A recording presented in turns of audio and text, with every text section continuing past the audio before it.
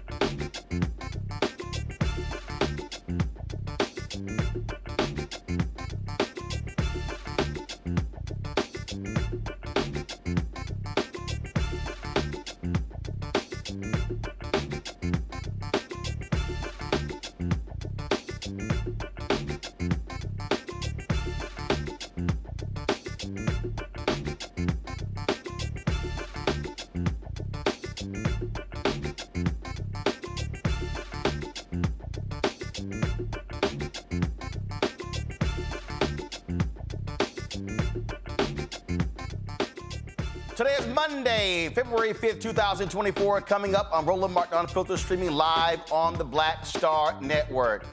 Congresswoman Eleanor Holmes Norton, she wants the federal government to be more accountable to the advertising dollars they are spending on Black-owned and minority media. Also, it's time for Senator Chuck Schumer to hold a Senate hearing on these white ad agencies and how they are refusing to provide more funds to Black-owned media. We will talk to Congresswoman Holmes Norton right here on Roland Martin Unfiltered. Tennessee Republicans, they want Representative Justin Jones to resign from office for, get this, y'all, not wanting to lead the Pledge of Allegiance.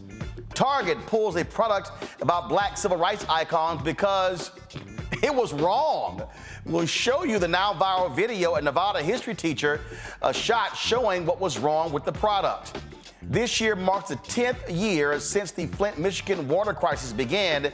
All this week, we will reflect on what took place there and talk to various folks about holding folks there accountable. Plus, the Poor People's Campaign is launching its voter mobilization plan for this year's election. Journalist Clay Kane will be in studio to discuss his new book, The Gov't, the downward spiral of Black Republicans from the party of Lincoln to the cult of Trump. And Jay-Z spoke last night at the Grammys. He accepted a big honor from them. I'm gonna tell you why he should have boycotted. It's time to bring the funk. I'm Roland Martin Unfiltered on the Black Star Network. Let's go. He's got it. Whatever the miss, he's on it. Whatever it is, he's got the scoop, the fact, the find. And when it breaks, he's right on time. And it's rolling.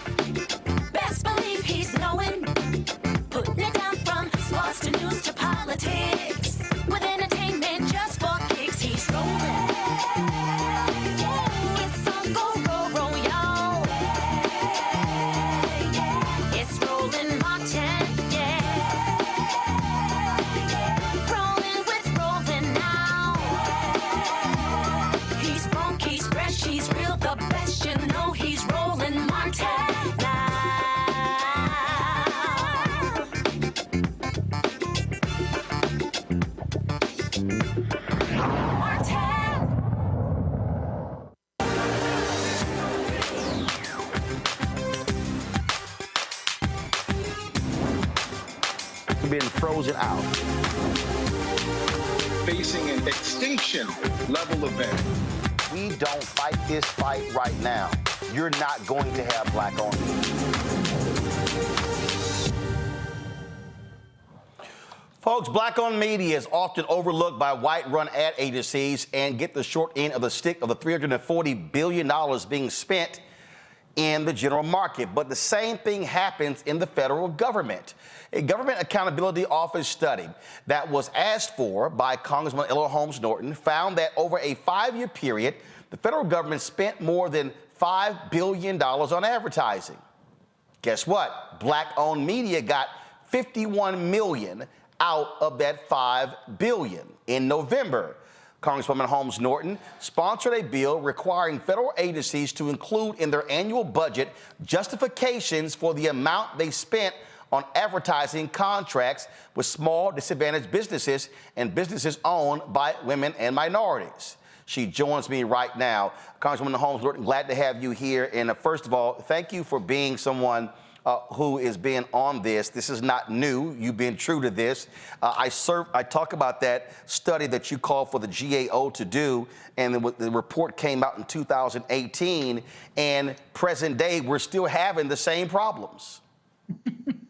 Yes, we are, and that's why I've introduced a bill, Roland, that requires the federal government to include in their annual report justifications for the amount they spend on contracts with small disadvantaged businesses and businesses owned by minorities and women during the prior fiscal year.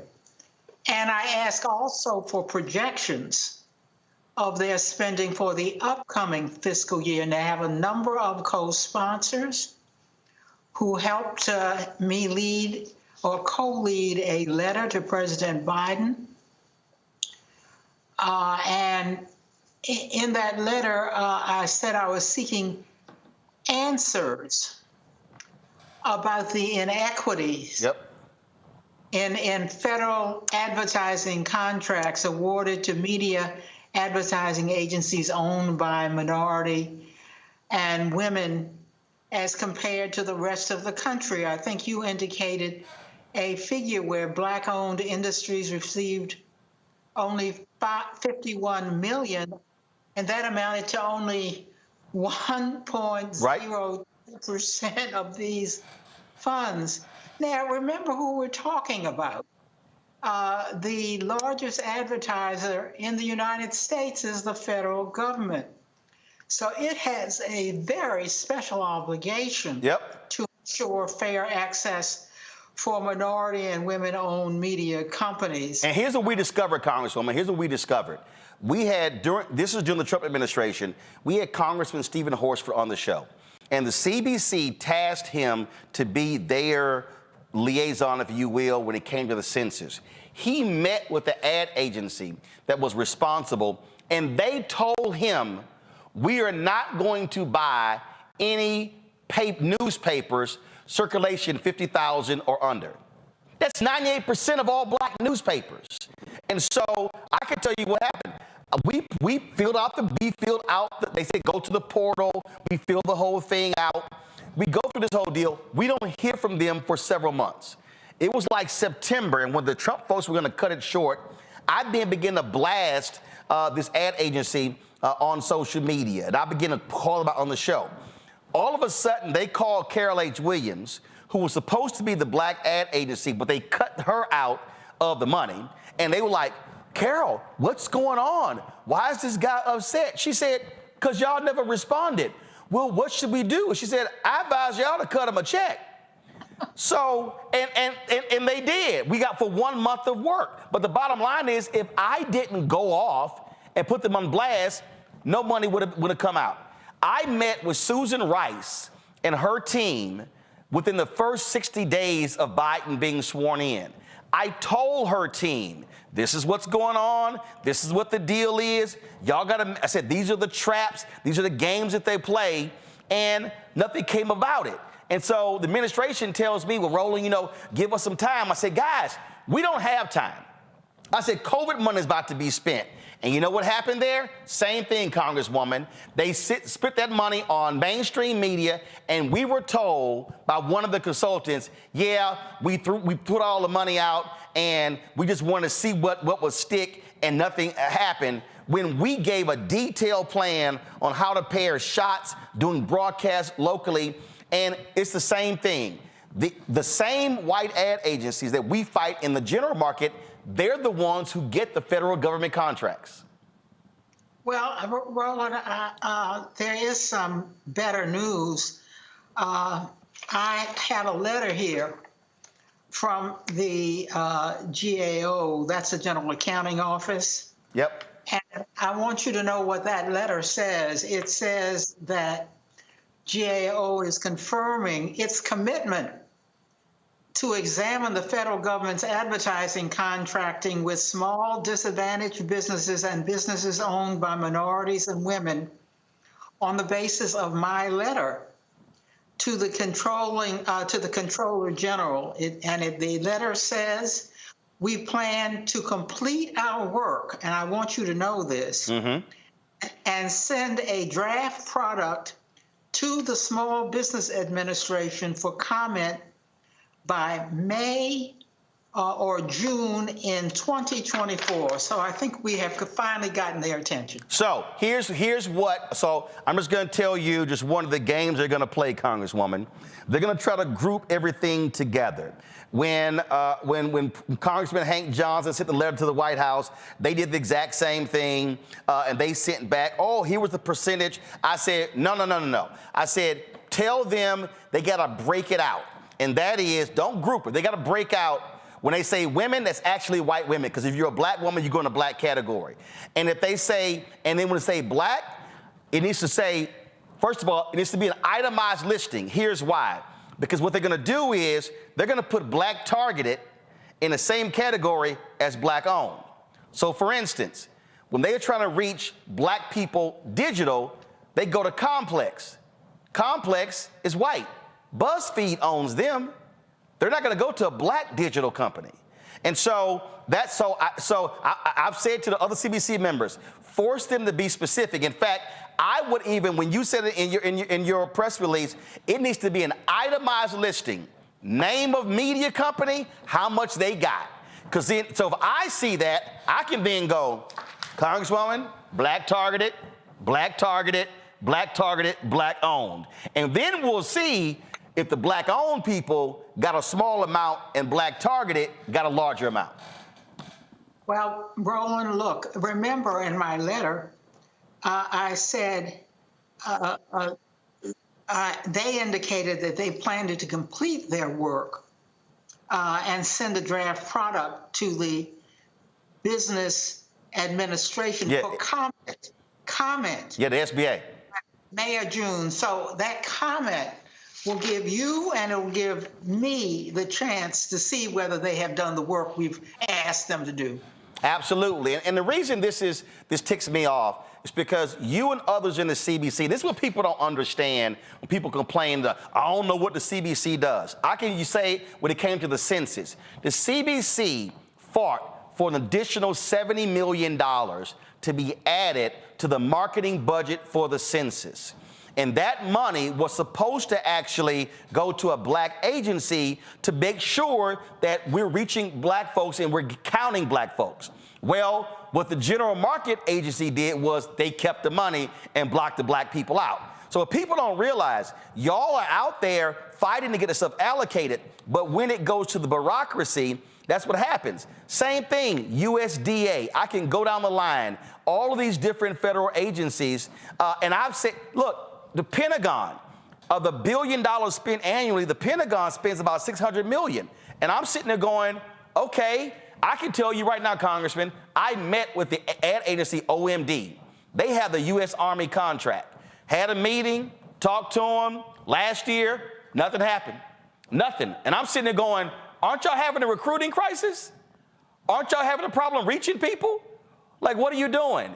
And these are the games all of these agencies play, and we have to call them out and put pressure on them And then they're like, oh, well, it's not us, it's the client. And I'm going, no, no, no. You're telling the client what to do, and you're stopping black agencies, black media companies from being able to access the dollars so we can tell our community. The USDA, when it comes to, they have an advertising contract to tell black farmers how to sign up. Somebody called me this weekend about a low-income affordable housing program in the USDA. I had never heard of it. I'm sitting there going, who are y'all's advertising with to tell this stuff to? It is stunning what happens, and the money just goes out and it gets spent, and then when you come back, oh, sorry, we ran out. We can't help you now.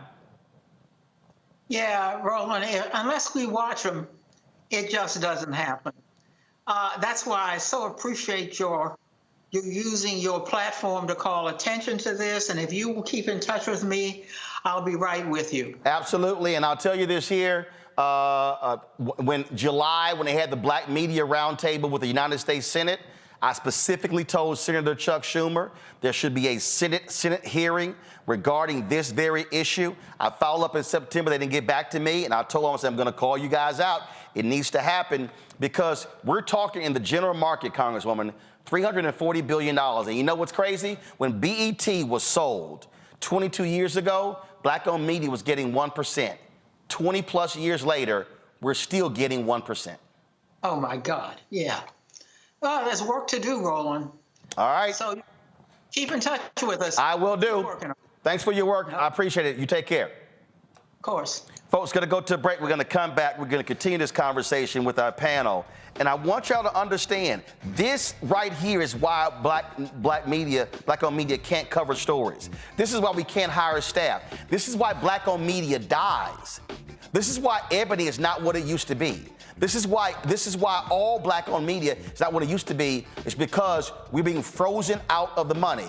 And while you are buying their cars and buying their soft drinks and buying their snacks and buying their clothes and buying their shoes and buying their Apple and Microsoft products, and while you're using their banks, JP Morgan, Wells Fargo, Bank of America, I can go on and on and on. While all these things are happening, they will gladly take black money, but will not spend with black people. You're watching Roland Martin Unfiltered on the Black Star Network. For the last 15 or maybe 16 years, 18 years, I'll say, since when I moved to LA, I hadn't had a break. I hadn't had a vacation, probably a week vacation here or there. Right. This year, after I got finished doing Queen Sugar and we wrapped it out, because I knew I had 2 TV shows coming on at the same time, so I'm gonna take a little break. So I've been on break for the first time, and I can afford it now, praise God. You know what I'm saying? Right. So I can afford it. I'm like, I can sit back and ain't got nothing to worry about, man. But this was the first time in almost in 2 decades that I've actually had time to sit back and smell the roses.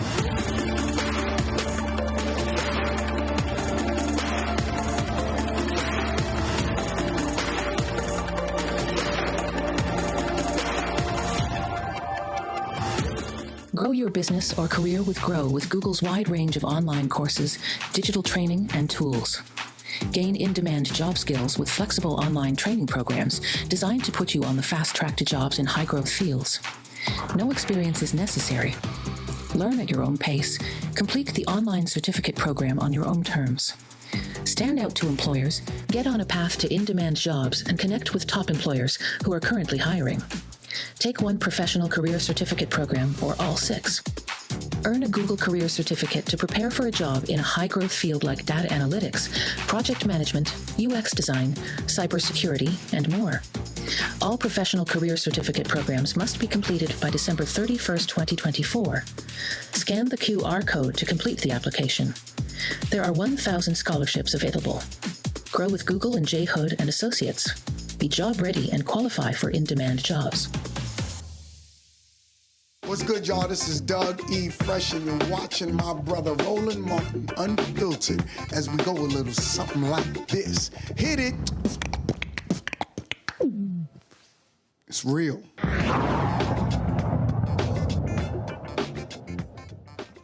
You know what? Whenever I talk about this subject, I have some folk who they'll be on social media, other places, they'll be sitting here, oh man, there you go, begging a white man for money.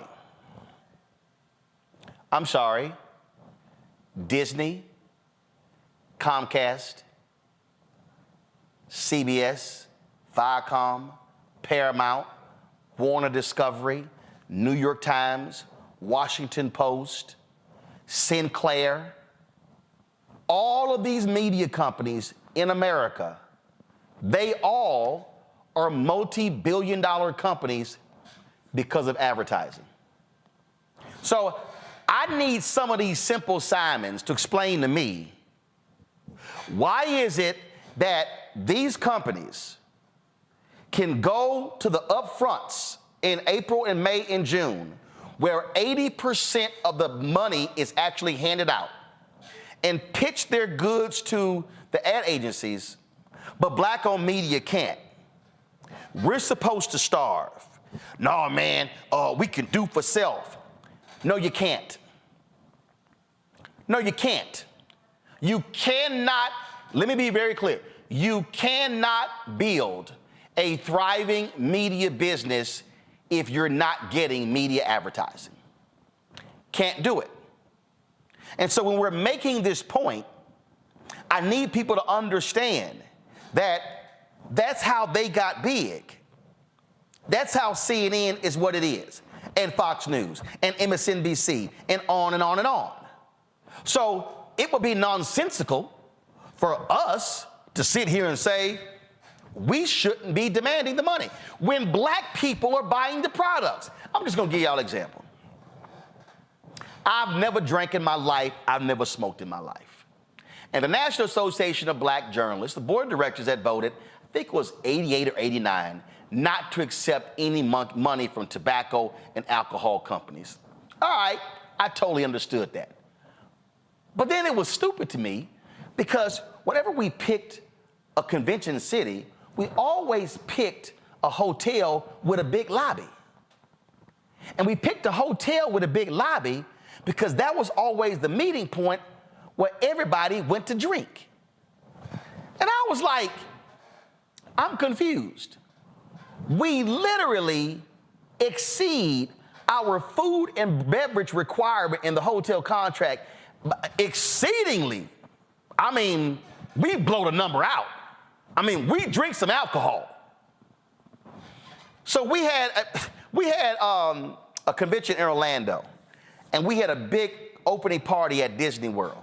And y'all, every 50 feet was a bar or big tubs of big tubs of beer. And I was sitting and I was like, why in the hell are we spending all our money on alcohol and we ain't getting no money back? So we had our business meeting that Friday, and that was a contentious issue, and after the issue, a bunch of people left.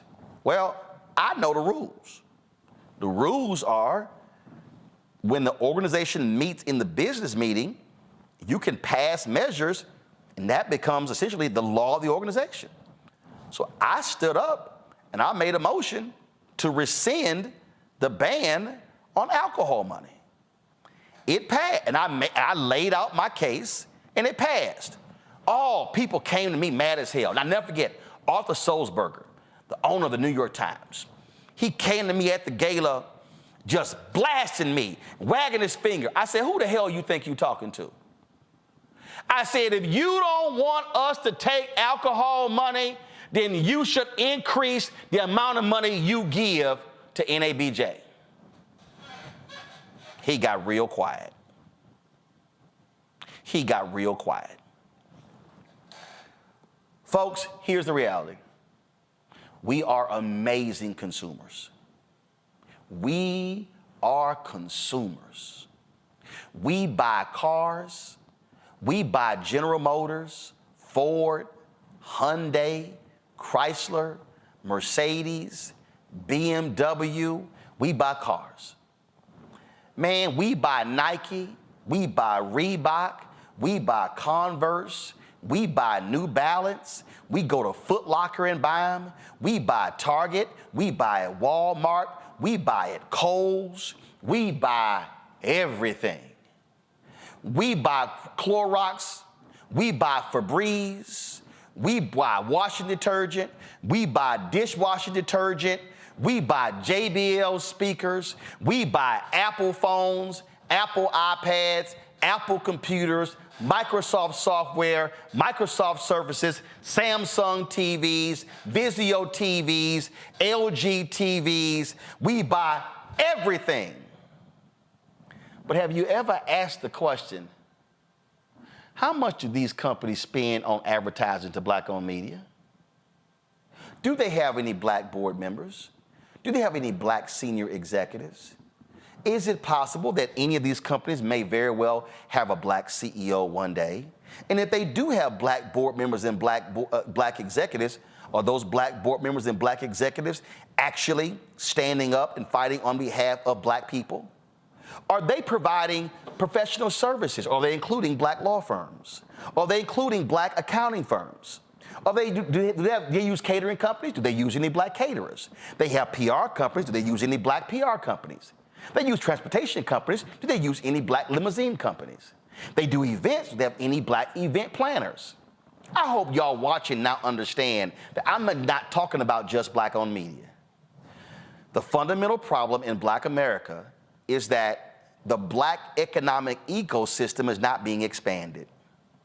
So you know what we do?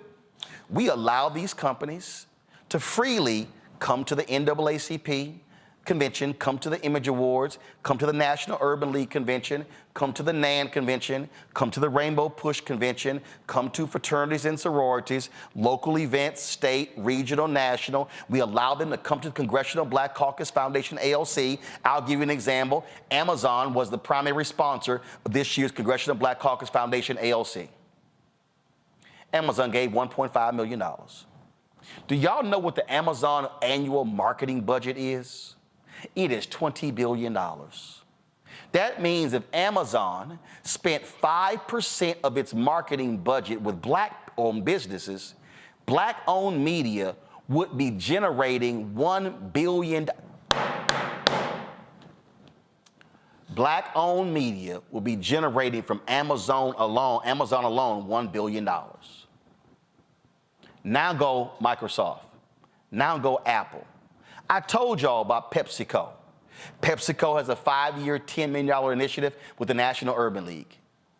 PepsiCo wants to drop running commercials. They want to drive $100 million in receipts every year to over 5 years to black-owned businesses. That's great. Problem is they can't track it because there's no code.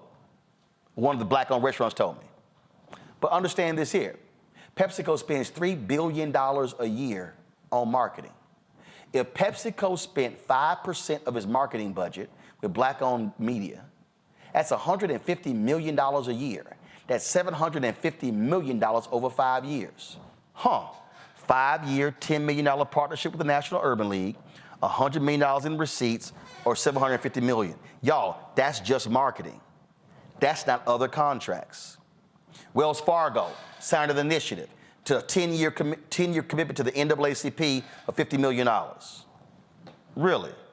How much did black people lose in the home foreclosure crisis through Wells Fargo's actions? I can guarantee you it's more than $50 million. So here's my question. What is Wells Fargo marketing budget? How much money does JP Morgan Chase and Bank of America and Citigroup, financial service companies, spend with black-owned media? I hope y'all who are watching are now understanding what I'm talking about. If you want to understand why black people are broke, I can show you how we are broke. We're broke because we are investing in a system that has no return on investment in us. And what we're not doing is what Dr. King actually said to us on April 3rd, 1968, when he literally said, we need to redistribute the pain. He said the garbage workers are the ones that feeling the pain. We must redistribute the pain. In that very speech, Dr. King named companies to boycott. He told black people to put the money in black banks. He said buy insurance from black insurance companies. Now, some of y'all might be saying, well, man, that's going too far. Okay. Well, you please tell me then, how then are we going to be able to build capacity and grow? That is why Senator Chuck Schumer, the Senate leader, should have Senate hearings and calling every major ad agency head. And by the way, 90% of the executives of ad agencies are white. He should call every single one of them to a Senate hearing. Because guess what? Last week, how many of us saw the social media companies testifying before Congress? How many of us witnessed Senator Lindsey Graham making Mark Zuckerberg apologize to the families? How many of us witnessed that take place last week? Well, guess what? If they can call for the social media companies to do that, well, then they can have this type of hearing and call every major ad agency and say, explain to me, how is it that BET was sold 20 plus years ago? And in the New York Times story on the sale of BET, a media analyst said that black-owned media was getting 1% of all advertising dollars. And here we sit more than 20 years later, and black-owned media is still getting 1%.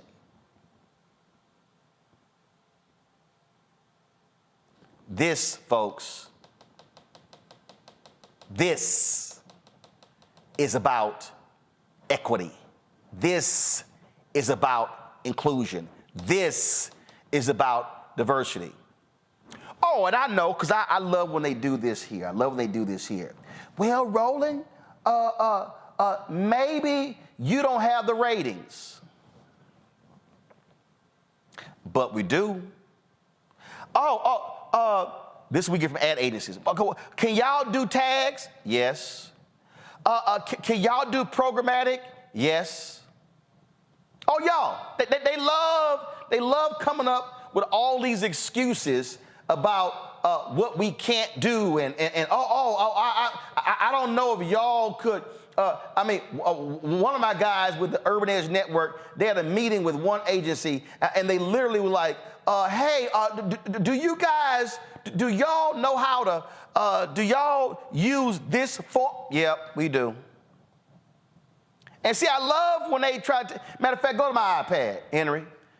This is my guys from the Urban Edge Network prepared a report for a deal that we did with Procter & Gamble, that they did with Procter & Gamble, and we did some with Procter & Gamble last year, where they laid out technology used, boom, semantic targeting, device targeting, custom targeting, detailed delivery insights, compliant metrics activation, boom, laid out the report, the delivery, boom, 2.9 million impressions, 2.4 million completed views, 4,000 clicks, laid out delivery by month, frequency, by device, okay, summer report, overall campaign, laid the whole deal out.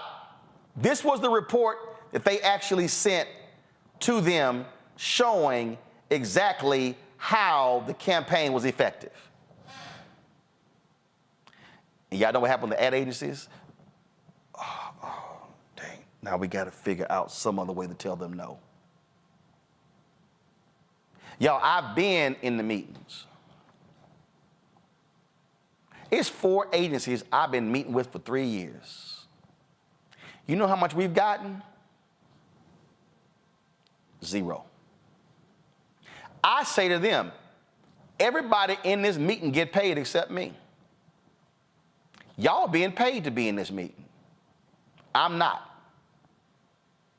See, let me also tell y'all what y'all don't understand. All of these streaming services and all of these cable networks, the PR people hit me. Can you come to our red carpet event? Can you cover our event? Can we get so-and-so celebrity, so-and-so director on your show? Oh, so y'all find value in my show because y'all find value in my black eyeballs. But why does your advertising people never call me? See, I want y'all to get what I'm saying. So y'all want me to spend money to pay a photographer to go shoot an event, but I got no money coming back. Oh, so that's no return on investment. It's costing me money. We'll invite you to the junket. Oh, so you think I'm going to be excited because I get free food? and a hotel room. But I got to fly across the country to LA to do it. My time is not valuable. Last night, the Grammys, Travis Scott performed. Do you know what ran when they went to commercial break? A commercial featuring Travis Scott. Do you not think the companies do business with him didn't know he's performing? Y'all, I keep telling y'all, if you're not having a money conversation, you ain't having an American conversation. We need to understand this is a money game. And they are excellent at freezing us out of the money. The federal government, because one of the things that I'm also going to ask Congresswoman Eleanor Holmes Norton to do, and I told the Biden administration last year to do this year, they should put together a list of every single federal agency and who is the ad agency responsible for that agency. Who handles the Pentagon? Who handles HHS? Who handles transportation? Go down the line and say, here's the chief investment officer. Here's the contact. Because what they do is, y'all, they run us through hoops. See, what y'all don't know, what happened with the census? One agency got the contract. They then split the contract up into multiple agencies. One agency got it, and they gave, I'm peeping y'all the game, they gave the broadcast contract to one of their subsidiaries. They gave the digital contract to one of their subsidiaries, and the print piece to another subsidiary. Same company split the money up 3-4 different ways. And all of them got their percentages. That's the game they play against us. And they use our size against us. Oh, are you too small? Well, I can't grow, never get any money. And the same thing happens with political folks, the campaigns. Do y'all know in 2022, $9 billion was spent on political campaigns? $9 billion.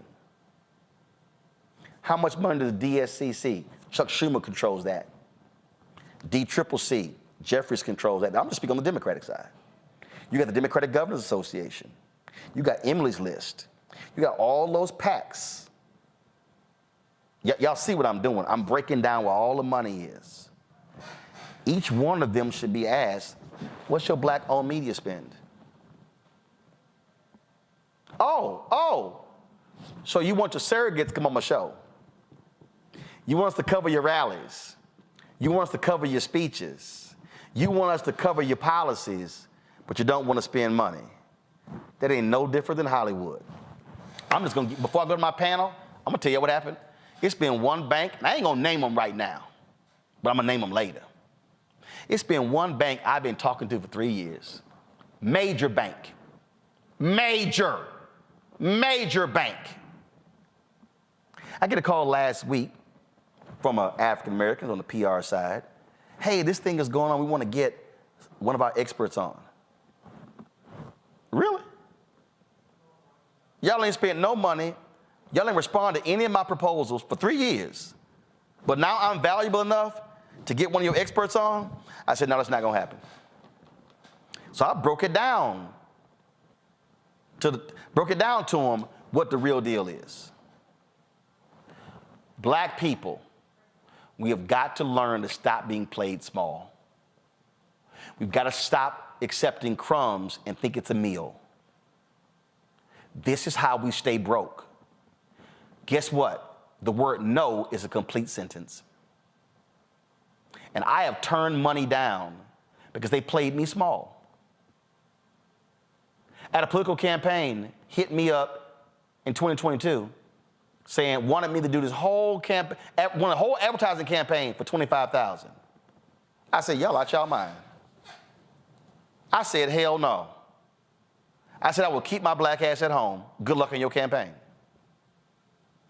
They had to come back tripling the amount. The 75 wasn't even actually what it should be, but it was more than 25. And that was a black candidate. Y'all need to understand, everything I'm describing for you is why the condition of black-owned media is what it is in. It is because we are completely frozen out of the money. Dr. Julianne Malveaux, economist, president emerita, Bennett College, author, journalist out of Washington, D.C. Dr. Makongo Dabinga, senior professorial lecturer, School of International Service, American University, and Derek Jackson, Georgia State Representative out of Atlanta. Julianne, I want to start with you. Again, Julianne, this is a money conversation, and it boils down to the money. Absolutely, Roland. Now, I think you've laid it out, quite skillfully in terms of what's going on. They see us as consumers. They want our consumer eyeballs, but they don't want to invest in our media. And so what we end up seeing is our people being sidelined in so many ways. As you laid it out, you can't grow if you don't have the reach. And you don't have the reach if you don't have the dollars. You have created a very unique and very important platform, but imagine what it could be if you had double or triple the dollars that you deserve. Not that you are begging for, as you said, but that you deserve. And we deserve to have black-owned media out there. I've seen too many black newspapers cut from weekly to bi-weekly because they don't have the advertising. I've heard the conversations, I've been with black media. I started with the San Francisco Sun-Reporter, actually, as a writer, way back in the day when I was a baby girl. And I remember going to meetings where Macy's in particular, I remember Macy's, because they said, well, why would we advertise with you when we could go to the San Francisco Chronicle? Boom. Which was the big white newspaper. And you're like, I won't say what I said. I'm trying to grow up and be a little bit more erudite in my old age, but there was profanity used. I'm like, what the block? Because actually, yes, we read the mainstream newspapers too, but we have special affinity for those newspapers who speak to us. And so when we don't see a paper there, or we've gone through this. I went through with Jackson 84, 88, I'm dating myself, but where they had ads for everybody, lottie-dottie, everybody except Reverend Jackson. And so what we need to know is that we should ask questions when we purchase. We should ask questions about, are you buying from black-owned media? Now, we can't always center ourselves around all of that, but we should center ourselves around some of it. And again, the work you do is invaluable. The work that Congresswoman Norton has done is invaluable. What's even more valuable, though, is us lifting our voices and saying to people, are you investing in us? Because we're spending money with you. I spoke to Rainbow Push at the installation of Reverend Dr. Frederick Douglass Haynes III on Makongo on Thursday, and he specifically asked me to speak about the issue of black-owned media. And I laid this whole thing out. And I'm trying to get our people to understand. I saw all these black people, why we don't have black-owned media covering the Tory Lanez mega trial, because we can't afford a court reporter. I've told Congressional Black Caucus members, guess what, y'all? I said, we can't afford to pay a congressional correspondent $75,000 to $100,000 a year just to cover Congress. Sorry, we can't. You can't do it. And so I've walked them through. And I said, but if the money comes, I sent an email on Makongo over the weekend to a variety of people, Hollywood folks, business leaders, civil rights leaders, and I laid it out. I said, if I got an additional $2 million this year and annually for, let's say, the next 3, 4, 5 years, I could hire in 90 days up to 8 top writers and have arguably the best black news staff in the country. Because you know why? LA Times just closed their bureau. Sister was the bureau chief. Wall Street Journal just closed their stuff down. It was a black sister who was in there. The Messenger shut down 300 people. You got massive talent out here, jobs not there. I said, yeah, I said, I can hire them in 90 days, 60 days, if the money's there. And now all of a sudden, now we're covering a variety of stuff, and we ain't talking gossip. We ain't talking mess. We're talking substantive issues. But you cannot hire those people if you do not have the money.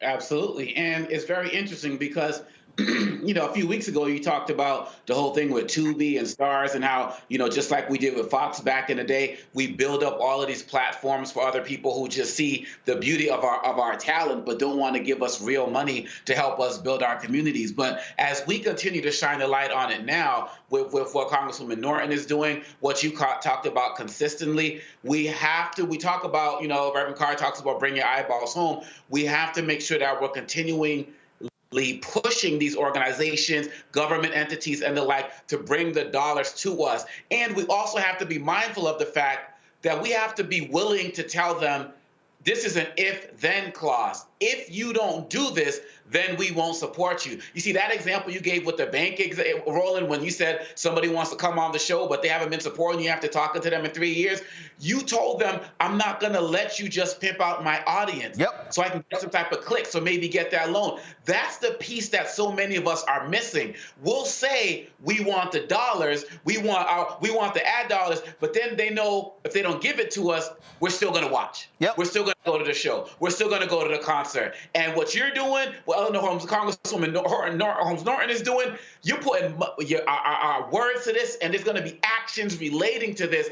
And I'm hoping that people are watching this, because that's what's going to really wake up these advertising agencies, because that percentage you gave that hasn't changed over like decades, it's ridiculous. And Derek, here's the point here, and after your comment, we'll go to break, is very simple. We can't be, I go back to MLK's speech, April 3rd, 1968. We cannot be afraid. Mm-hmm. Let me be perfectly clear, Derek. I've got meetings set up over the next 2 weeks with a multitude of ad agencies and companies. If I keep hearing no, I'm telling you, I know what I'm going to do. I'm going to name them. I'm going to show the faces of their white and black executives. And I'm going to say how long we've been talking to them.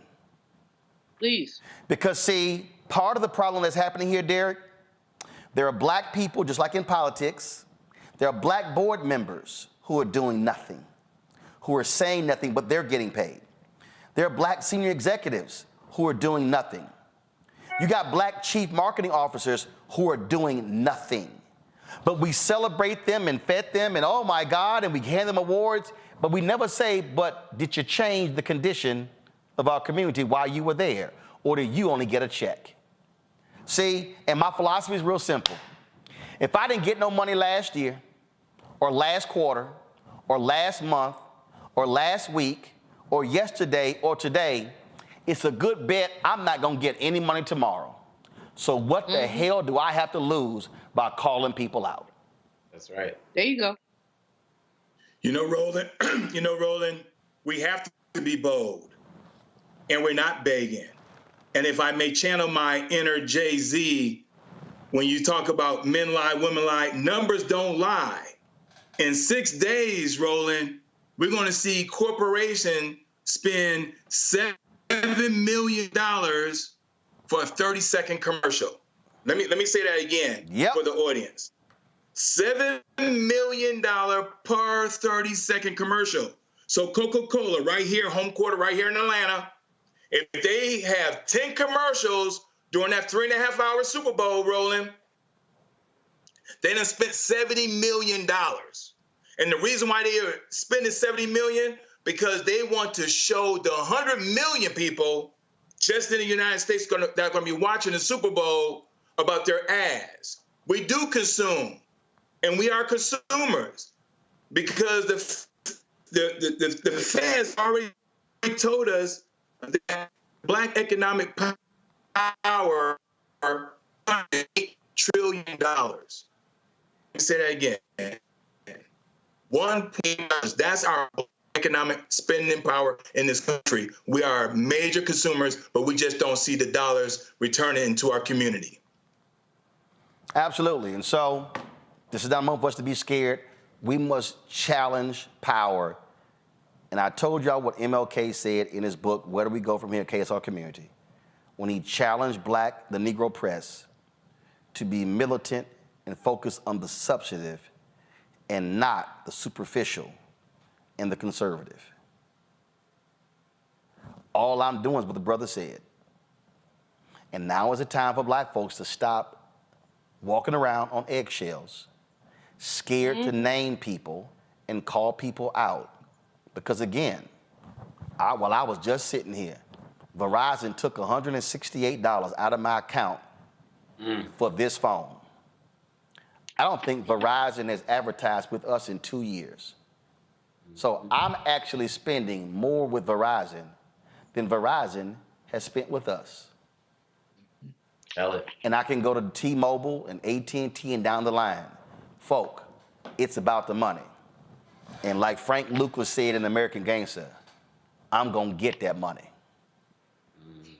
Coming up next, she's running for North Carolina, next Attorney General of North Carolina. We'll talk to the DA in Raleigh next on Roland Martin Unfiltered on the Black Star Network. When you talk about blackness and what happens in black culture, we're about covering these things that matter to us, speaking to our issues and concerns. This is a genuine people-powered movement. There's a lot of stuff that we're not getting. You get it, and you spread the word. We wish to plead our own cause. Too long have others spoken for us. We cannot tell our own story if we can't pay for it. This is about covering us. Invest in black-owned media. Your dollars matter. We don't have to keep asking them to cover our stuff. So please support us in what we do, folks. We want to hit 2,000 people, $50 this month, raise $100,000. We're behind 100,000, so we want to hit that. Y'all money makes this possible. Checks and money orders go to P.O. Box 57196, Washington, D.C. 20037-0196. The Cash App is $RM Unfiltered. PayPal is R Martin Unfiltered. Venmo is RM Unfiltered. Zelle is Roland at RolandSMartin.com. Hi, everybody. I'm Kim Coles. Hey, I'm Donnie Simpson. Yo, it's your man Deion Cole from Blackish, and you watch Roland Martin Unfiltered.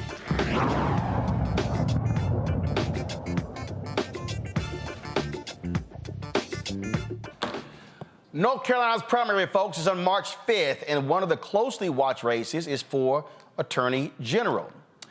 So down at DeBerry, folks, Tim Dunn and Jeff Jackson will be battling to secure a place on the November ballot. Now, DeBerry is the state's 16th district prosecuting attorney. She's responsible for Durham County. She was a defense attorney, general counsel to the state's Department of Health and Human Services and North Carolina Housing Coalition executive director. She joins us now from Durham. Glad to have you on the show. I'm always trying to explain to our folk, again, understanding politics. And what I say to them is, if you want to understand, and people finally have gotten it, we want to change the criminal justice system, get rid of mass incarceration. People kept focusing on Congress when the most critical person when it comes to the criminal justice system and reform is the DA. Absolutely. And so we talk about DAs, judges, attorney generals. And so too often we overlook the importance of those positions. But the fact of the matter is, Attorney General of a state wields significant power. That's correct. And your local district attorney wields so much power over the criminal justice system. They have 100% discretion in everything that is happening. So they decide what goes to court. And then your attorney general is representing your rights. You know, we see here what's happening in Texas around reproductive rights, what's happening here in North Carolina around voting rights.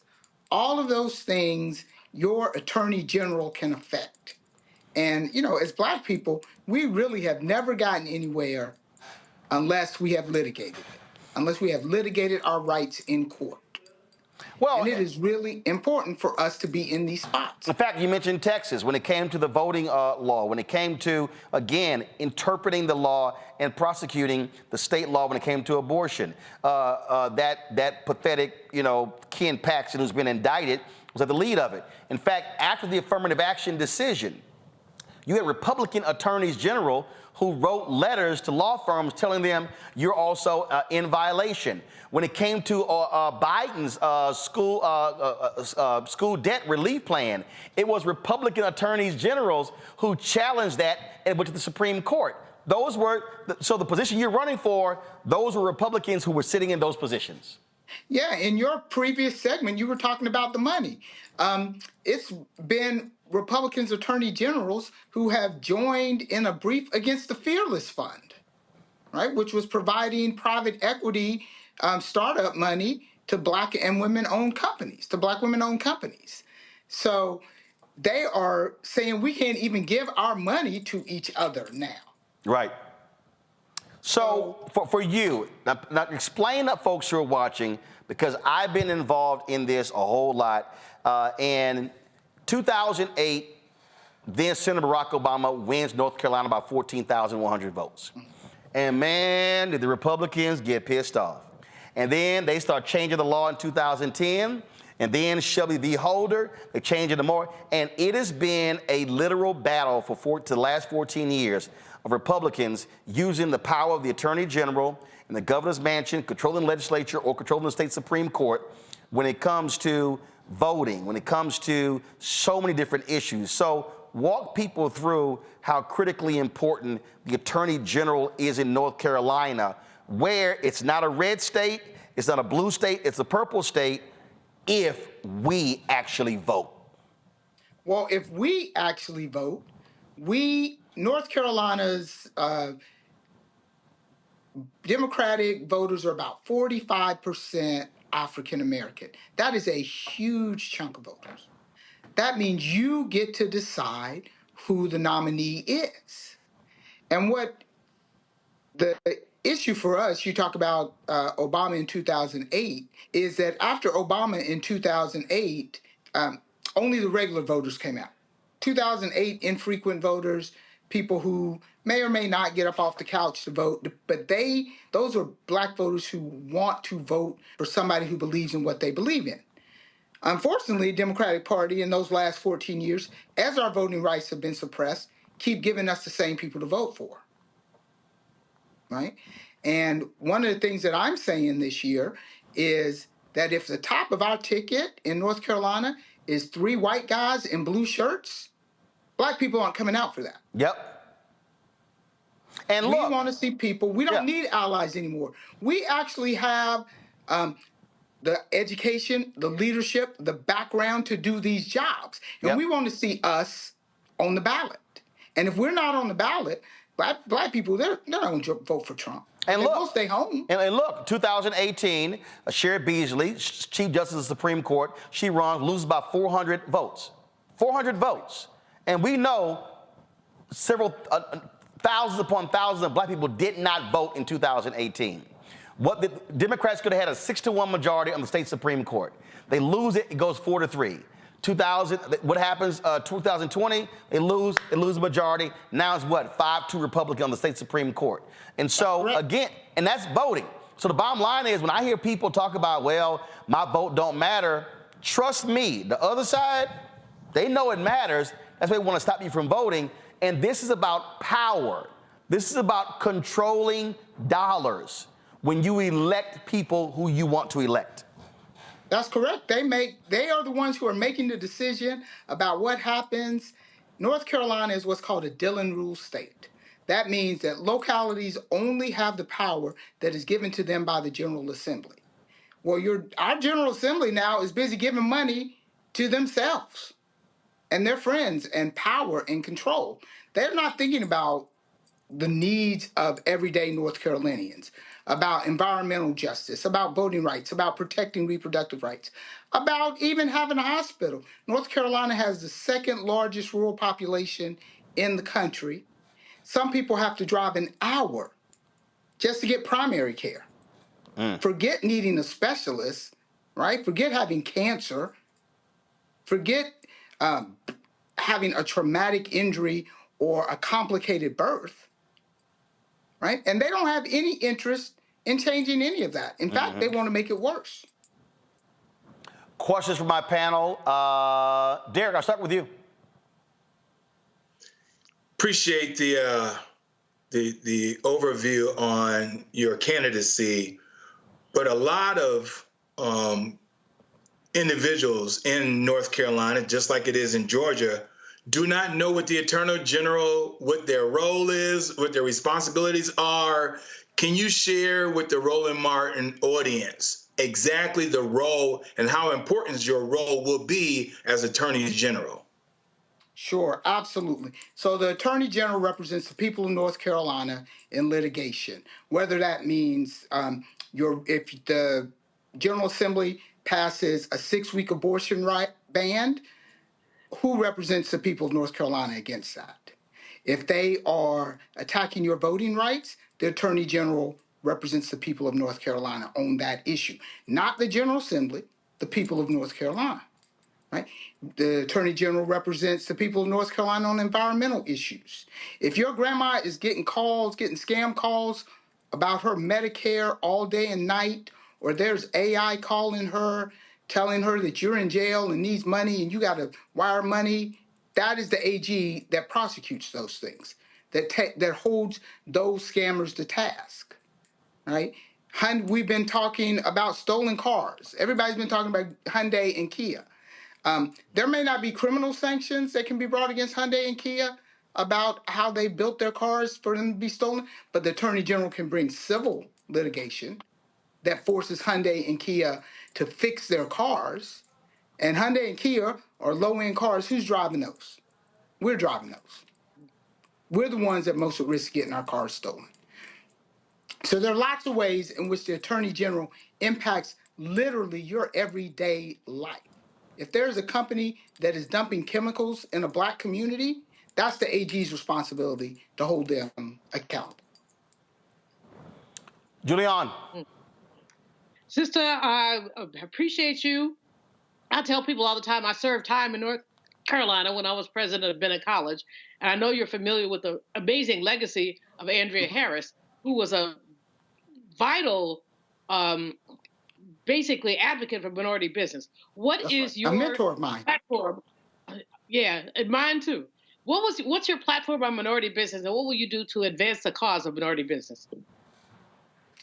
Well, my platform, one, is that we will let minority businesses play.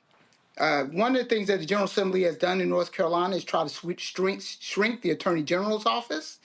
And so that means that the Attorney General has to outsource work.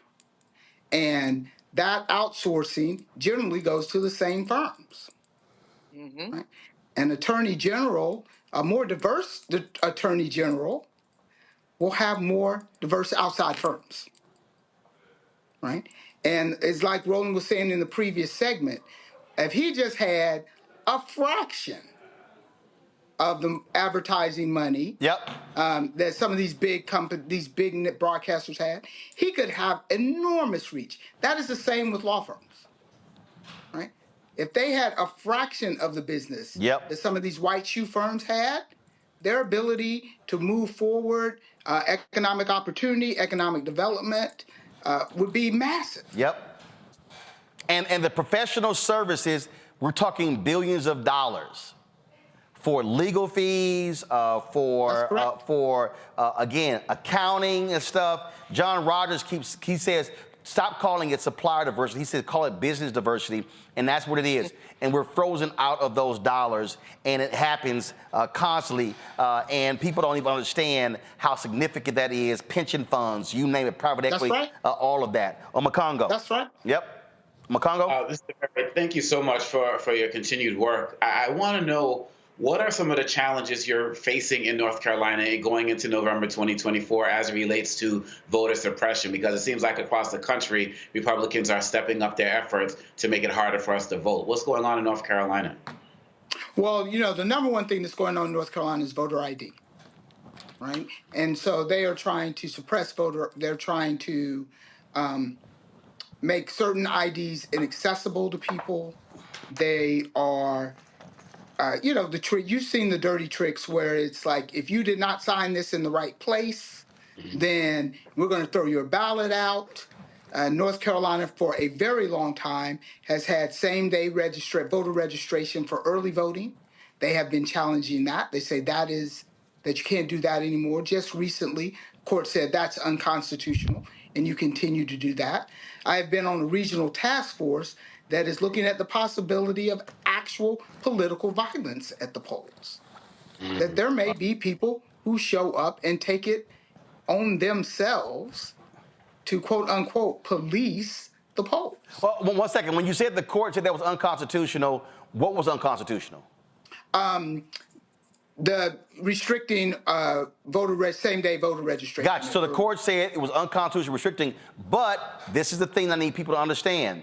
Because Republicans now have a 5-2 advantage on the state Supreme Court, that state Supreme Court is actually ruling in favor of many of these Republican efforts. When it was a Democratic court, that's how they overruled racial gerrymandering. That's right. And let me tell you this, Roland. Those cases had already been decided. Yep. For everybody watching, the first things you learn in law school is stare decisis. Well, for everybody once they decided, they can't go back and bring it back. For everybody who's watching, let me tell you how bold they were. There were cases that were decided in late 2022 when the court switched. They brought them back up and flipped 3 of them. That's right. That's how they use their power. Go ahead. That's right. That's exactly how they use their power. And they're attacking the black sister, Anita Earls. They want her off the Supreme Court because they wanted to be 6-1. And they want her off the Supreme Court because she said the court should pay attention to racial equity. The woman gave a speech about diversity, and they actually investigating her. That's right. She did nothing wrong, right? She just said the court should be concerned with racial equity. She didn't take money from anybody. She didn't. Her daddy is not the Speaker Pro Tem of the Senate, right? No. She is a well-respected civil rights lawyer of many years, and all of a sudden she has a judicial standards complaint? That is ridiculous. Mm-hmm. Yep. All right, so again, the primary is March 5th. And so, look, folks got to get to the polls, and whoever wins the primary March 5th. Now, how does it work? Is it whoever gets the most votes on March 5th, or is it's got to be a majority, it's got to be a 50+1? So how does it work? Yeah, it's got to be more than 30%. And then everything over that, it's got to be a majority. So got it. Somebody has to get 30% or more. All right, then. Well, look, D.A. DeBerry, we appreciate you being on the show. Good luck in the March 5th primary there in North Carolina for the next Attorney General. Thank you so much, and thank you for having me tonight. This has been great. All right, thank you so very much. All right, folks, when we come back, we're going to talk about the 10th anniversary of the Flint water crisis, what has been going on, and is stuff actually getting done to improve the lives of the folks there in Flint? We're going to be covering this, focus on this for the whole next week, but we'll kick it off next right here on Roland Martin Unfiltered on the Black Star Network. Don't forget supporting what we do. Join our Bring the Fuck fan club. Send your check and money order to P.O. Box 57196, Washington, D.C. 20037-0196. Cash App, $RM Unfiltered, PayPal, R Martin Unfiltered. Venmo is RM Unfiltered. Zelle, Roland at RolandSMartin.com, Roland at RolandMartinUnfiltered.com. Remember, our goal is to get 20,000 of our fans contributing on average $50 each. That's $4.19 a month, 13 cents a day. And of course, that'll raise $1 million for our efforts here on the show. And so please support us in what we do. Back in a moment. Next on the Black Table with me, Craig Carr.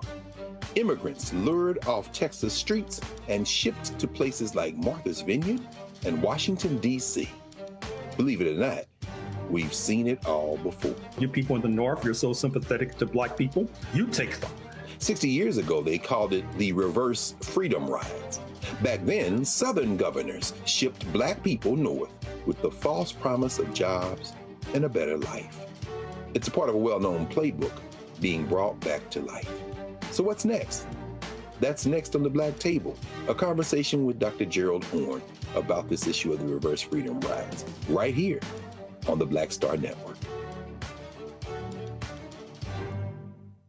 On the next Get Wealthy with me, Deborah Owens, America's Wealth Coach, the wealth gap has literally not changed in over 50 years, according to the Federal Reserve. On the next Get Wealthy, I'm excited to chat with Jim Castleberry, CEO of Known Holdings. They have created a platform, an ecosystem to bring resources to Blacks and people of color so they can scale their business. Even though we've had several examples of African Americans and other people of color being able to be successful, we still aren't seeing the mass level of us being lifted up. That's right here on Get Wealthy, only on Black Star Network.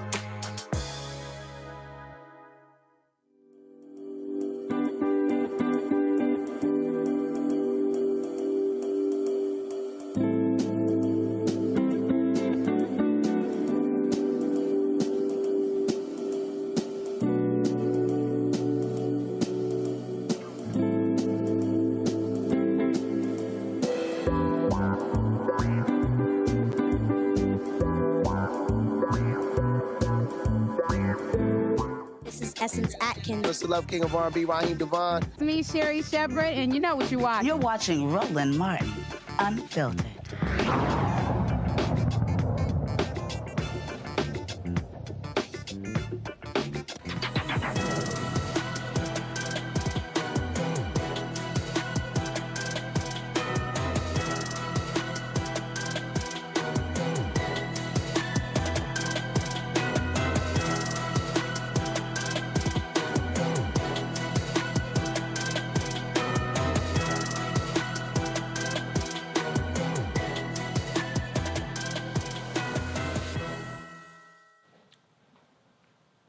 Let's go. All right, folks, 10 years ago in April, the nation was stunned with the Flint water crisis. Now, it was a shocking story when it came to how the water in Flint was being contaminated after the takeover of their water system. Now, it was then Governor Rick Snyder, Republican, who switched Flint water's source to the Flint River to save money. The water contained high levels of lead and bacteria, which, of course, flowed for 18 months, affecting Flint's predominantly Black population and killing at least 12 people. To date, no one has been held responsible for the crisis. Joining me now is Jordan Charlton, a reporter and CEO of The Status Quo. They've been covering this story from the beginning. Jordan, glad to have you here. And you've had the back and forth legal battles. You've had the folks who say indict the governor, it being thrown out. It is crazy to me that no one has truly been held accountable for what took place. It's really unconscionable. You would think in America, whether intentionally or accidentally, if government makes decisions that kill a lot of people, and based on my reporting, I believe it was significantly more than 12, someone would be held accountable. But essentially, last year, the state of Michigan Supreme Court threw out the criminal charges from Attorney General Dana Nessel of Michigan, Dana Nessel, basically saying that she brought the charges, her team brought the charges in violation of the state constitution. It's a long, drawn-out story. Like you said, there was multiple investigations. The original investigation seemed to be making momentum before this current attorney general came in and fired the prosecutors and investigators and restarted from scratch. But that decision has now led to the charges being thrown out. And it does seem very unlikely that anyone will be convicted, much less face a jury for poisoning Flint. This was, didn't you have the former, the manager who was put over it? I remember having him on my show. He was caught up in this as well. What about the federal investigation? I mean, we can go on and on and on. I mean, we thought that was going to actually be some justice done. Yeah, obviously, Governor Snyder, like many Republicans, felt let's run Flint like a business. So they appointed 4 different unelected emergency managers who basically were just kind of puppets for the governor to do what he wanted. And they, according to my sources, concocted a completely fraudulent financial scheme to allow Flint, which was broke. It did not have any ability to borrow money. It was nearly bankrupt. Allowed Flint to borrow $100 million to join an unnecessary new water system that was going to make a lot of people money. Those emergency managers were originally charged by the original investigators and prosecutors. Those original investigators were actually near filing a racketeering case, RICO, which was created in the 70s to go after mafia figures. But when Attorney General Nessel came in, for reasons that are still a head scratcher, she cleaned house. She fired the original team that was about to charge that racketeering case. She put in her own prosecutors, and it was a disaster after that. All their cases got thrown out. And now the statute of limitations, which in Michigan for felonies is 6 years. The only felony that is not 6 years is involuntary manslaughter. That's 10 years. The statute of limitations for most of the criminal charges has run out. So it's I've asked the federal government, the DOJ, if there's some extraordinary measures that could be taken for the DOJ to step in here, but I've never got a solid answer. And meanwhile, the media doesn't cover it anymore. I'm glad you are, but people in Flint still have contaminated water. The lead levels are rising again. They were at 10 parts per billion just in December. The EPA says 15 parts per billion of lead is, according to them, their allowable limit. But experts will tell you that there is zero. Zero should be the level, particularly for children, of lead in your water. And residents, the effects of heavy metal poisoning they get worse as the years go on. Flint right now has one of the worst cancer clusters in America, and they're doing a cancer study, to try and connect the dots and see if it's from the water. I don't think it's from the weather. So obviously, heavy metals like lead, bacteria can cause cancer. So these residents are still struggling. They do not have universal health care. A lot of them I speak to have had to basically go bankrupt to pay for specialists because Medicaid won't cover all their medical costs. It's really a lot of they've had a lot of insults after injury over the last 10 years. Questions from my panel. Congo, you're first. Well, first of all, thank you for this work. It's really important. And like you said, nobody's talking about Flint anymore. So we're talking about this tonight. Now, people talk so much about Michigan being all Democrat run, top to bottom now, and all of these cases are running out. But what about the concept of restorative justice? Is the government at the local or state level, are they doing anything because it's the right thing to do as it relates to helping these communities heal? Because I'm going to assume that the idea of feeling abandoned by the government is another mental toll that they have to deal with on top of the physical health tolls that they're dealing with. It was described to me by the former mayor of Flint, Karen Weaver. She told me her last year in office, she was obviously excited to have Governor Whitmer come in because Governor Snyder presided over this whole disaster. And she approached Governor Whitmer, according to her, to ask for help in getting more funds because residents still have damaged pipes in their home that have not been replaced, that were damaged by the Flint River. And according to Mayor Weaver, Gretchen Whitmer told her that the state legislature has Flint fatigue, and she can't get any more money from the state legislature, which at the time was, majority Republican. But Michigan's now majority Democrat, and there is still issues. And it's not, Governor Whitmer ran on reopening the free water stations for Flint. She did not follow through on that. And it's not just Flint, I've been covering in Kalamazoo, Michigan. There is a paper mill, Graphic Packaging, a multi-billion-dollar paper mill that is emitting toxic levels of hydrogen sulfide in a predominantly Black community on the north side of Kalamazoo. People are getting sick. I got sick just next to the plant for a few days. High levels of asthma, COPD, and Governor Whitmer helped them expand a few years ago despite. So obviously we know Republicans don't care, but it's not just get Democrats in there and it'll be fixed. There's a lot of issues, and the people in Flint do not trust government, whether it's the Republicans. I think they trust the Democrats more, but have been disappointed that the promises that were made to them have not been followed through. There wasn't even a health registry for many years to track Flint residents' health problems from this. So in terms of restorative justice, I'm not an expert, but the people I talk to do not have much nice things to say about the local, state, or federal government, Democrat or Republican. Derek? My question is around, and I'm a legislator, just so you know, here in Georgia. My question is around legislation. What legislation has been passed to mitigate this? Because it's Flint today or Flint 10 years ago, but you got other municipalities that's dealing with infrastructure and other issues, and those families still dealing with chronic issues, as you already mentioned. What legislation has been passed to mitigate this going forward?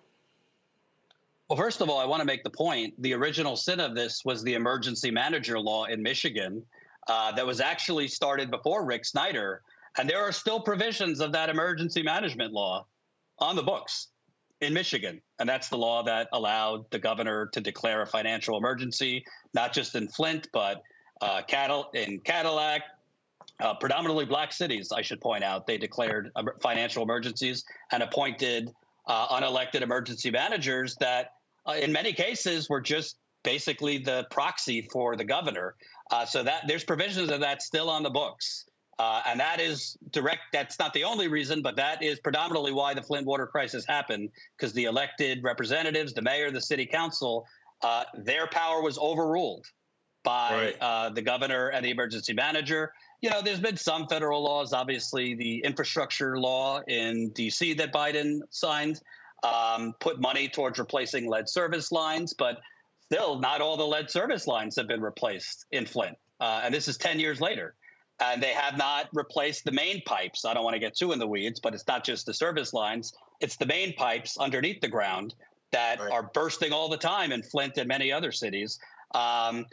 So in terms of legislation, not a lot. I mean, and it's not just lead. That was the main headline, but bacteria. There's something called PFAS, which are forever chemicals that they're finding in Flint, other parts of Michigan, North Carolina, the industrial Midwest. They're called forever chemicals. They're made from as a byproduct of Teflon, and they cause cancer and miscarriages and all sorts of problems. So you got lead, bacteria, PFAS. There's a major water problem in this country that's, I don't believe, being fully addressed. Julian? First of all, I want to thank you for your continuing coverage of the Flint water crisis. Mayor Karen Weaver is a personal friend, and I think the world of her. She lost her election because of reverberations around the water crisis. And Governor Whitmer, while many of us are fans of hers as Democratic women, has been a disappointment around Flint. Can you speak first to Mayor Weaver's loss, and secondly to the ways that Governor Whitmer has been disingenuous in her lack of support of Flint?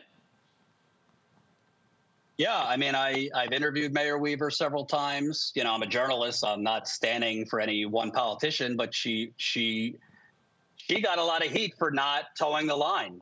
Governor Snyder tried to push her to say the water was better to get businesses back into Flint, and she wouldn't do it, because how could you in good conscience say the water's fine if you don't definitely know that? I think that's part of why she lost. There's a lot of powerful interests who stopped supporting her because she would not just declare crisis over and, problem solved. I was surprised in her election when she lost, but, she obviously ran again.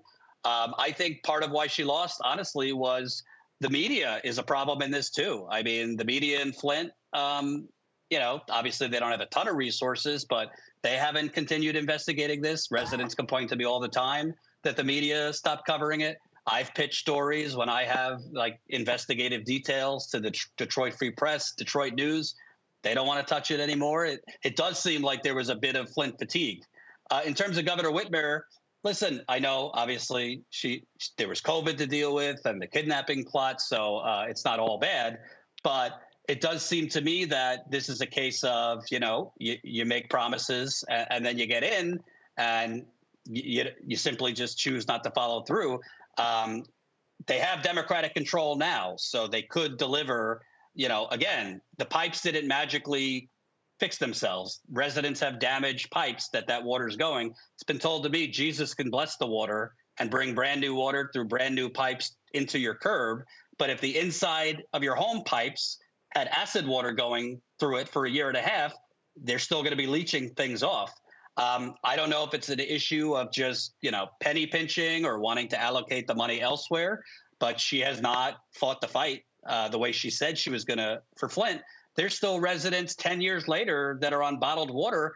But it's very expensive to keep buying bottled water. So Flint has 45% poverty. There's a lot of residents who have no choice but to drink from the tap now because there is no free water stations. And I think that there has been an effort, I don't know what's in Governor Whitmer's head, but there's been an effort by other legislatures to sweep this under the rug and declare it over. The current mayor, who I think, has some analogy to the truth, Sheldon Neely, he just says it's about trust. The water's fine now. Well, I'm talking to residents who still 10 years later say they have rashes on their body. I'm not talking about one person. I've talked to dozens of residents over the years, like the last year or two. They still get reactions from the water. Residents tell me the water smells in their community. You got to remember also, not just in Flint, but other parts of America, the water system in Flint was built for the city when it had 200,000 residents. It's got 80,000 residents now. So you have a lot of sections of abandoned homes where water is stagnant. It's not moving through the system fast, and that creates bacteria problems too when water is stagnant through the system. So there's a lot of problems. I've reached out to Governor Whitmer many times. I've never gotten a response, but she's still got time to do the right thing. And the right thing, listen, Libby, Montana, which is 96% white, they had a asbestos disaster in the 2000s. Their senator, I believe, is Max Baucus. He snuck into Obamacare, call it what you want, universal health care. They didn't call it Medicare for all. They snuck in universal health care for the citizens of Libby, Montana, rightfully so. Where is the fight for universal health care and health care for life for these residents? You got children who have permanent learning disabilities, have regressed in learning because of the heavy metal damage. You have people getting cancers now. I think that is one of the top things that the governor should be fighting for, the Democratic Party should be fighting for. And the settlement, the civil settlement, I got to tell you, I mean, I don't live there. I wasn't poisoned. But when it's all said and done, residents, when they get paid, might, if they're lucky, per family get about $7,000, $8,000. I'm not saying that's nothing, but that doesn't even pay for a really good home filtration system in most cases, not to mention the medical bills and extra bills if you have a child with learning difficulties. Meanwhile, again, no one is in prison. No one has even faced jury. I'd like to see the Biden administration, the DOJ, maybe there's something that could be done as far as the statute of limitations. Governor Snyder perjured himself in front of Congress. I believe perjury is still a crime in America. He's never been charged with that. So I think it's been framed that this has happened long ago and it's 10 years and it's in the past. It's still going on. There's still a problem with the water. Just in December, there was news articles about the lead levels are rising in Flint. There's been bacterial issues as recently as a year ago. During the summer months, there's still bacterial issues. So I hope as this 10-year anniversary approaches, people that have, not intentionally, but maybe just forgot about this, realize it's still a problem. Well, and for the folks who are watching, again, to understand my first segment, this is what happens when you don't have media investment going to black-owned media outlets, when you don't have money going to independent outlets, then you are reliant upon mainstream media, and that's not going to cut it when we talk about some of these critical issues. And so, Jordan, we sure appreciate it. Thanks a bunch.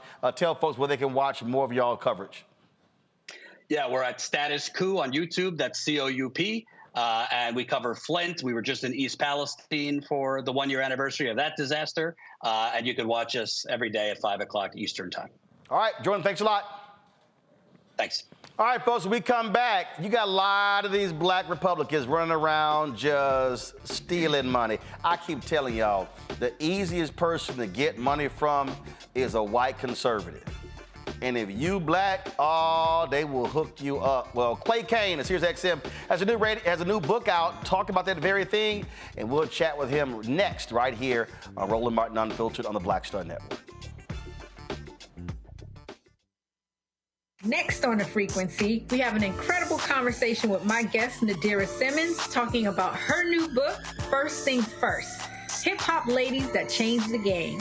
The founder of GOP tells us the stories behind the women in hip-hop, starting with the first woman that promoted the hip-hop party to Megan Thee Stallion. There's even a chapter on me. Thank you so much for including me in there. It's just so you had to be in there. That's next on The Frequency on the Black Star Network. Hatred on the streets, a horrific scene, a white nationalist rally that descended into deadly violence. White people are losing their damn minds. As an angry pro-Trump mob storms the U.S. Capitol, We're about to see the rise of what I call white minority resistance. We have seen white folks in this country who simply cannot tolerate black folks voting. I think what we're seeing is the inevitable result of violent denial. This is part of American history. Every time that people of color have made progress, whether real or symbolic, there has been what Carol Anderson at Emory University calls white rage as a backlash. This is the rise of the Proud Boys and the Boogaloo Boys. America, there's going to be more of this. Here's all the Proud Boys, guys. This country is getting increasingly racist in its behaviors and its attitudes because of the fear of white people. The fear that they're taking our jobs, they're taking our resources, they're taking our women. This is white fear.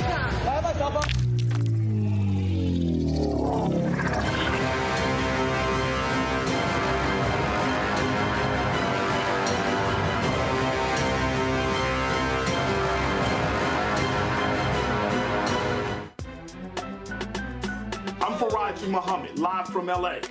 And this is The Culture. The Culture is a two-way conversation. You and me. We talk about the stories, politics, the good, the bad, and the downright ugly. So join our community every day at 3 p.m. Eastern and let your voice be heard. Hey, we're all in this together. So let's talk about it and see what kind of trouble we can get into. It's The Culture, weekdays at 3, only on the Black Star Network.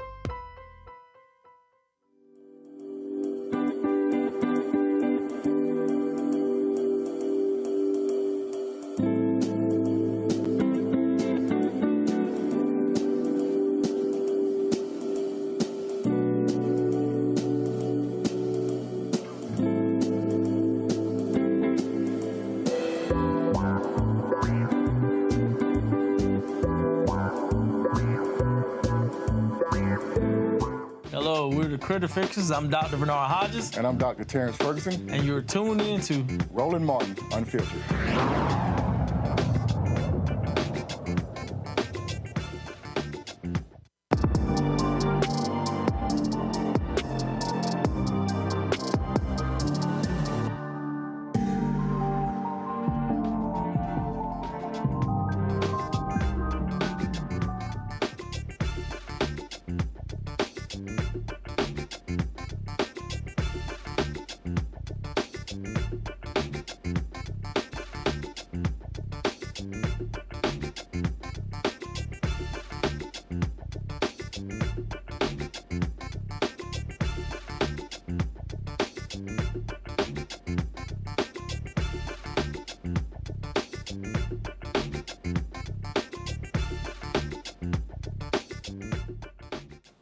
All right, folks, y'all know I ain't got no problem calling out any of these crazy, demented MAGA Republicans, especially the grifting black Republicans. And let me be real clear.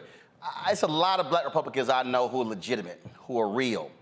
But what Donald Trump brought in was a whole crew of people, and their whole aim is to sit here and get paid, gaslight black folks, go out here, say crazy, stupid stuff, and get people all upset. And then because you got the new people like your Jason Whitlocks of the world, who all of a sudden now he entertaining racists like Charlie Kirk. You've got, of course, a whole bunch of these folks out here. But Clay Kane breaks it down in this new book. It's called The Grift, The Downward Spiral of Black Republicans from the Party of Lincoln to the Cult of Trump. He joins us right now. Of course, you can hear his radio show on Sirius XM.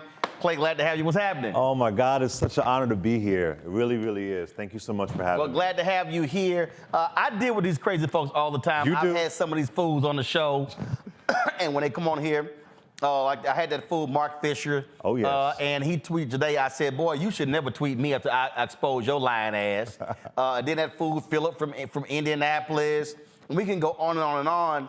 And what people don't understand is this is a money game. That's what's really at play here. They are making a lot of money from these crazy white conservatives. Mm-hmm. No, it's true. And one of the things I love that you've done, when they're held accountable, they fall apart. That's how you know they're a grifter. You've interviewed Colin Powell, you've interviewed an early version of Tim Scott, a much different conversation, right? But when they're held accountable, they are combative, they are confused, they have a script that they stick to. Well, even when Alan West came on. Oh, Alan West. When he came on, he was real sensible when he talked to me. Right. But crazy out there. Exactly. But he knew, like, no, I can't pull that bullshit with him. Yeah, absolutely. And the thing is, I wanted to write this book because the GOP has mangled our political history.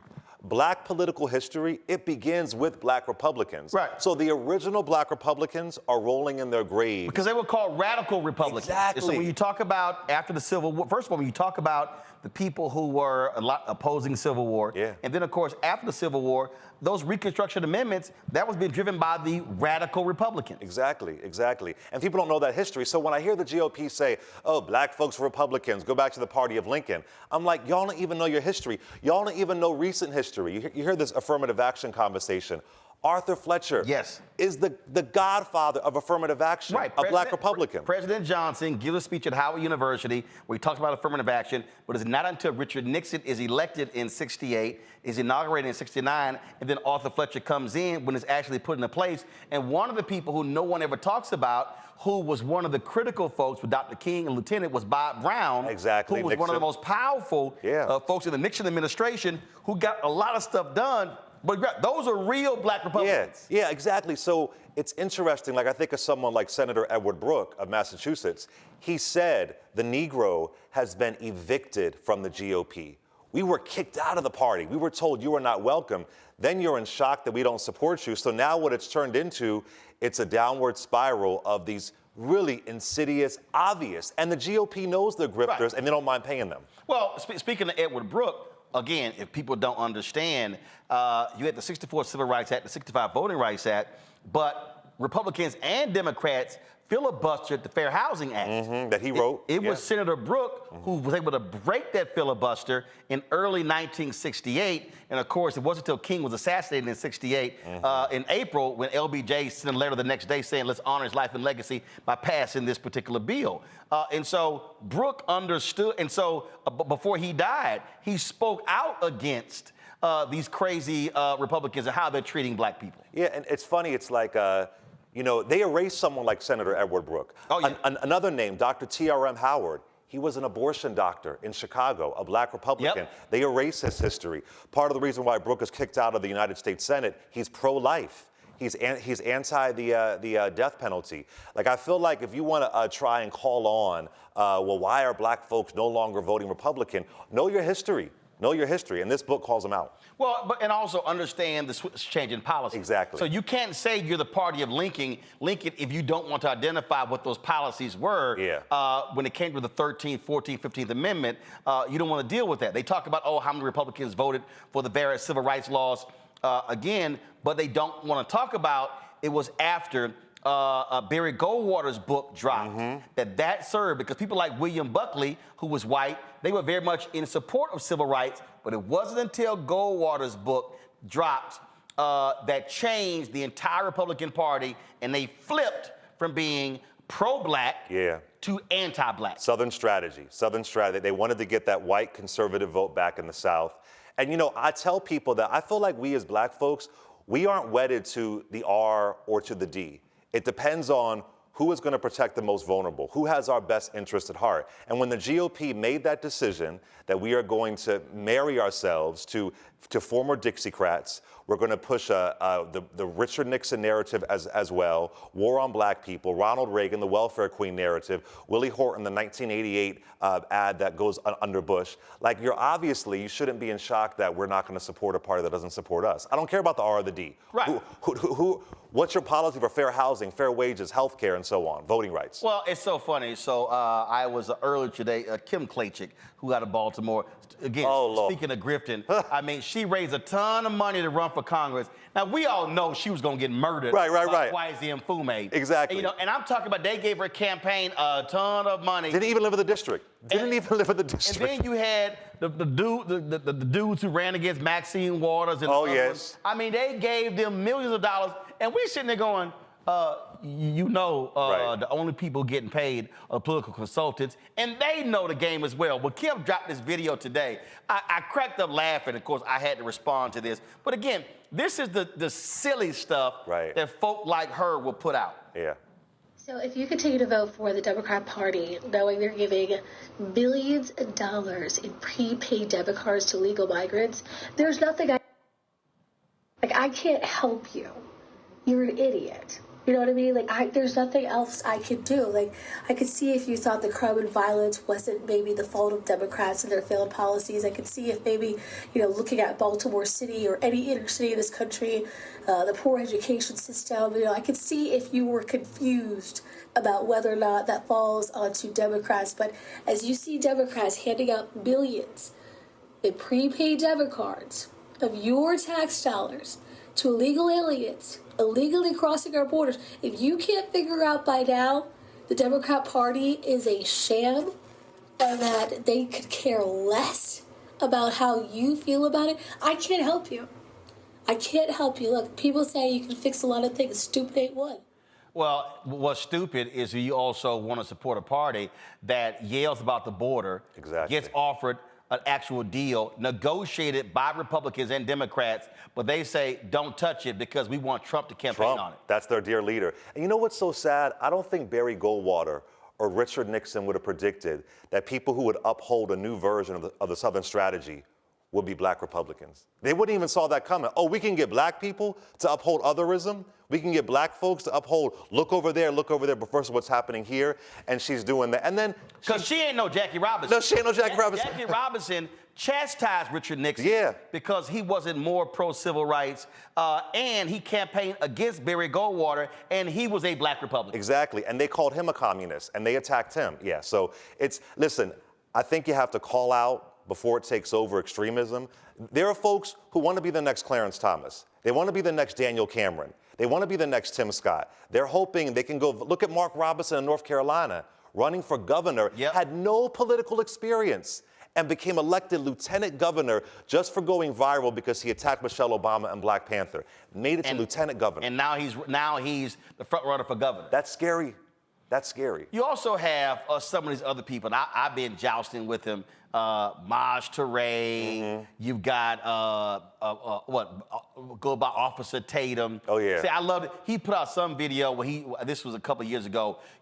I'll anybody who accepts my offer to debate about Black Lives Matter, let's go. I went. That fool ain't answered that at all. Candace Owens been running her ass as well because again, the way they're able, and then I forgot this other dude, some dude Harris or whatever. Again, and you got the two brothers out of Texas. The Hodge twins. Okay, them fools, all up. But again, what they do is they get in that ecosystem and then they hype them up. Yeah. And then they go, oh yeah, look at you. You posted that, you got no retweets. I'm like, cause y'all a cult. That's what y'all do. Plus, y'all live for the retweets. Yeah. Y'all live for the likes. Yeah. And so what their whole aim is, what the white Republicans do, they go, see, we got us 1. Yeah. We got us 4. Yeah. We got us 5. And then, like, I've even tried to get Sonny. I believe Sonny Johnson is one of the more, it's somebody who is a Republican, who is conservative, who is sensible. I'll try to invite her on the show. She won't accept the invitation. But I said, look, when Chris Metzler comes on here, when Elroy Saylor comes on here, Eugene Craig, there are numerous black Republicans I have on. But I tell them, if you come on and you start lying, exactly, then it's going to be a problem. Yeah. You don't lie, we ain't going to have a problem. We might disagree. Right. But if you start lying, right, I'm going to jack your ass. Well, that's the blueprint. They have to lie because they provide racial cover. They provide racial cover for the GOP, so they gotta lie. They gotta say black on black crime, get off welfare, Democratic plantation. I mean, you literally. Chicago. Chicago. I love Chicago. Mind you, one of the most violent states in the country is Alaska, according to the FBI. No one ever talks about that. But it's important to, listen, I'm okay with having a policy argument. If you want to talk school choice, regulations that do it, but they don't talk policy. They can't even go into policy. Let me ask you a question. You interviewed Tim Scott when he wasn't as crazy. What do you think happened?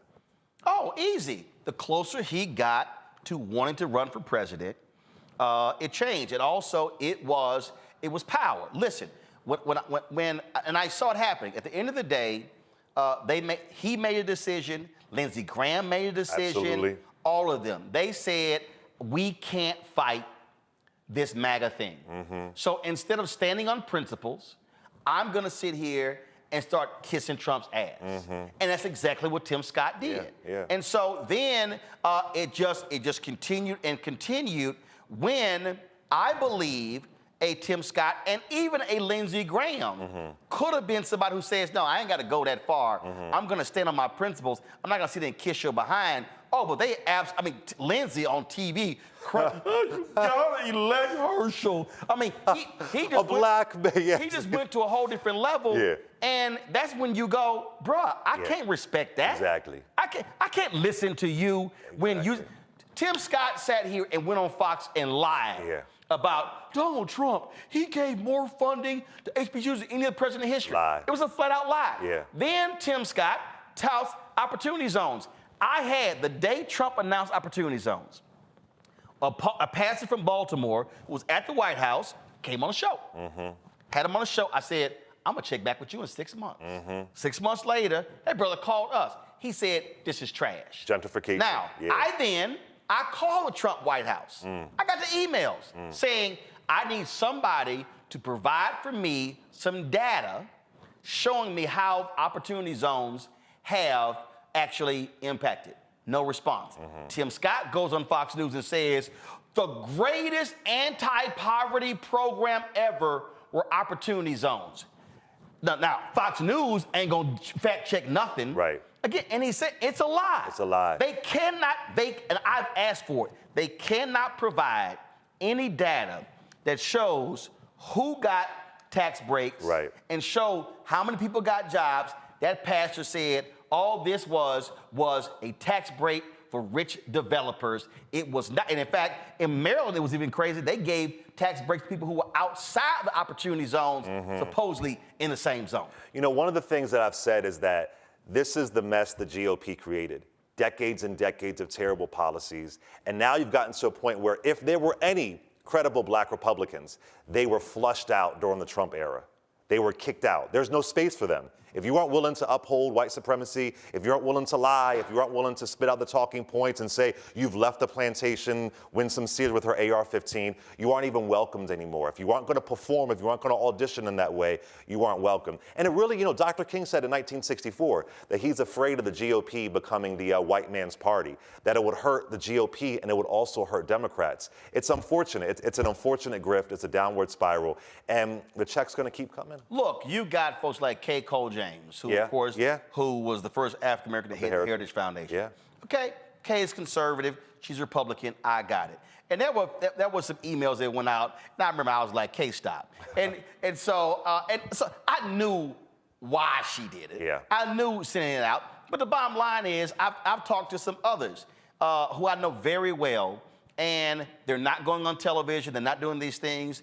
They met privately with Trump people or whatever, but they will tell you, no, these people are trash, and they hate these black Republican grifters. They can't stand them. That was a meeting that Pence had at the White House with several black Republicans. Yeah.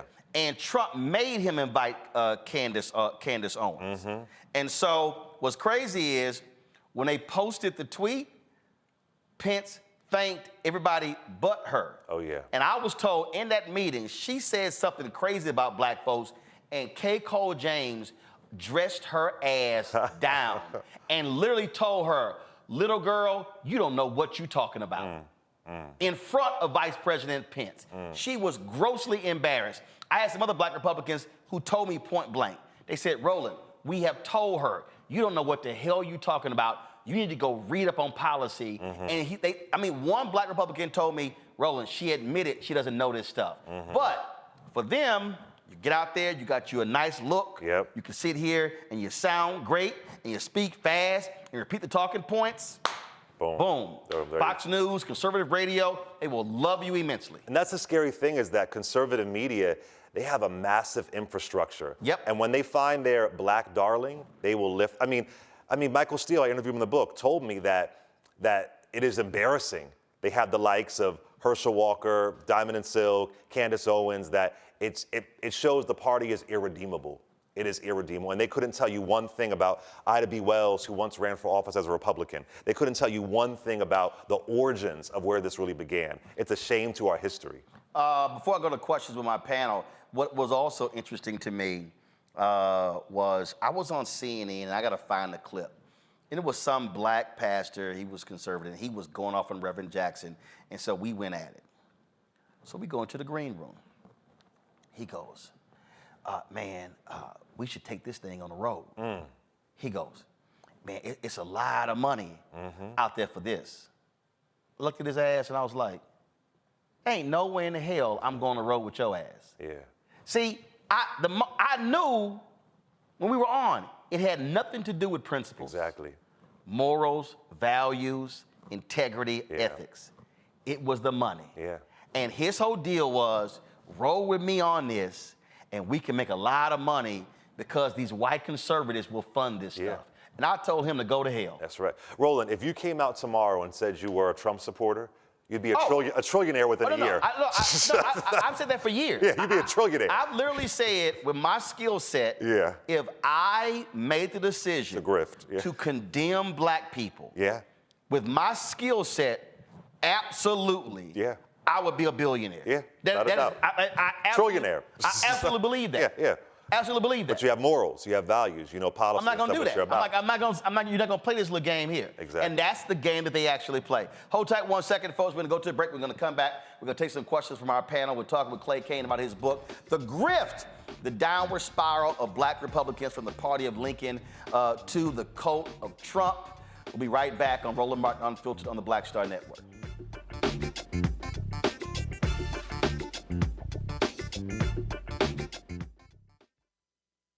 For the last 15 or maybe 16 years, 18 years, I'll say, since when I moved to LA, I hadn't had a break. I hadn't had a vacation, probably a week vacation here and there. Right. This year, after I got finished doing Queen Sugar and we wrapped it out, because I knew I had 2 TV shows coming on at the same time, I said, I'm going to take a little break. So I've been on break for the first time, and I can afford it now. Praise God. You know what I'm saying? Right. So I can afford it. I'm like, I can sit back and ain't got nothing to worry about, man. But this was the first time in almost in 2 decades that I've actually had time to sit back and smell the roses.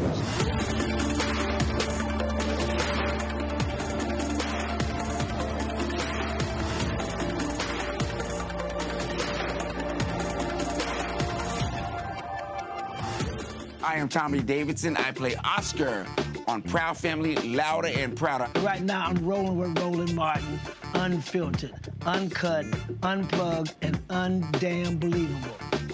You hear me?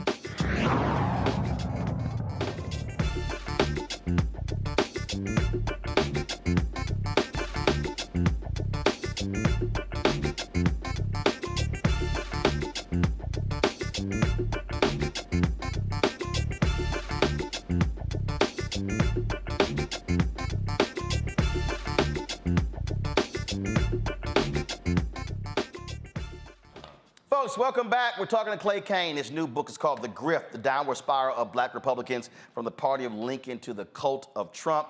Let's start with our questions. Julie, I'm you first. Absolutely. Clay, thank you for your book. I'm looking forward to reading it. What I'd like to know, I remember Reasonable Republicans, Ed Brooke, certainly.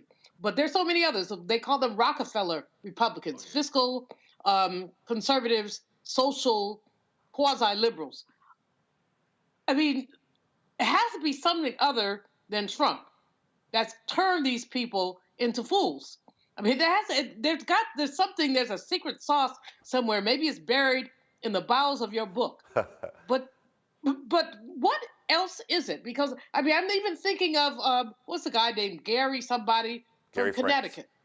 Yeah, Right, Gary who was Frank.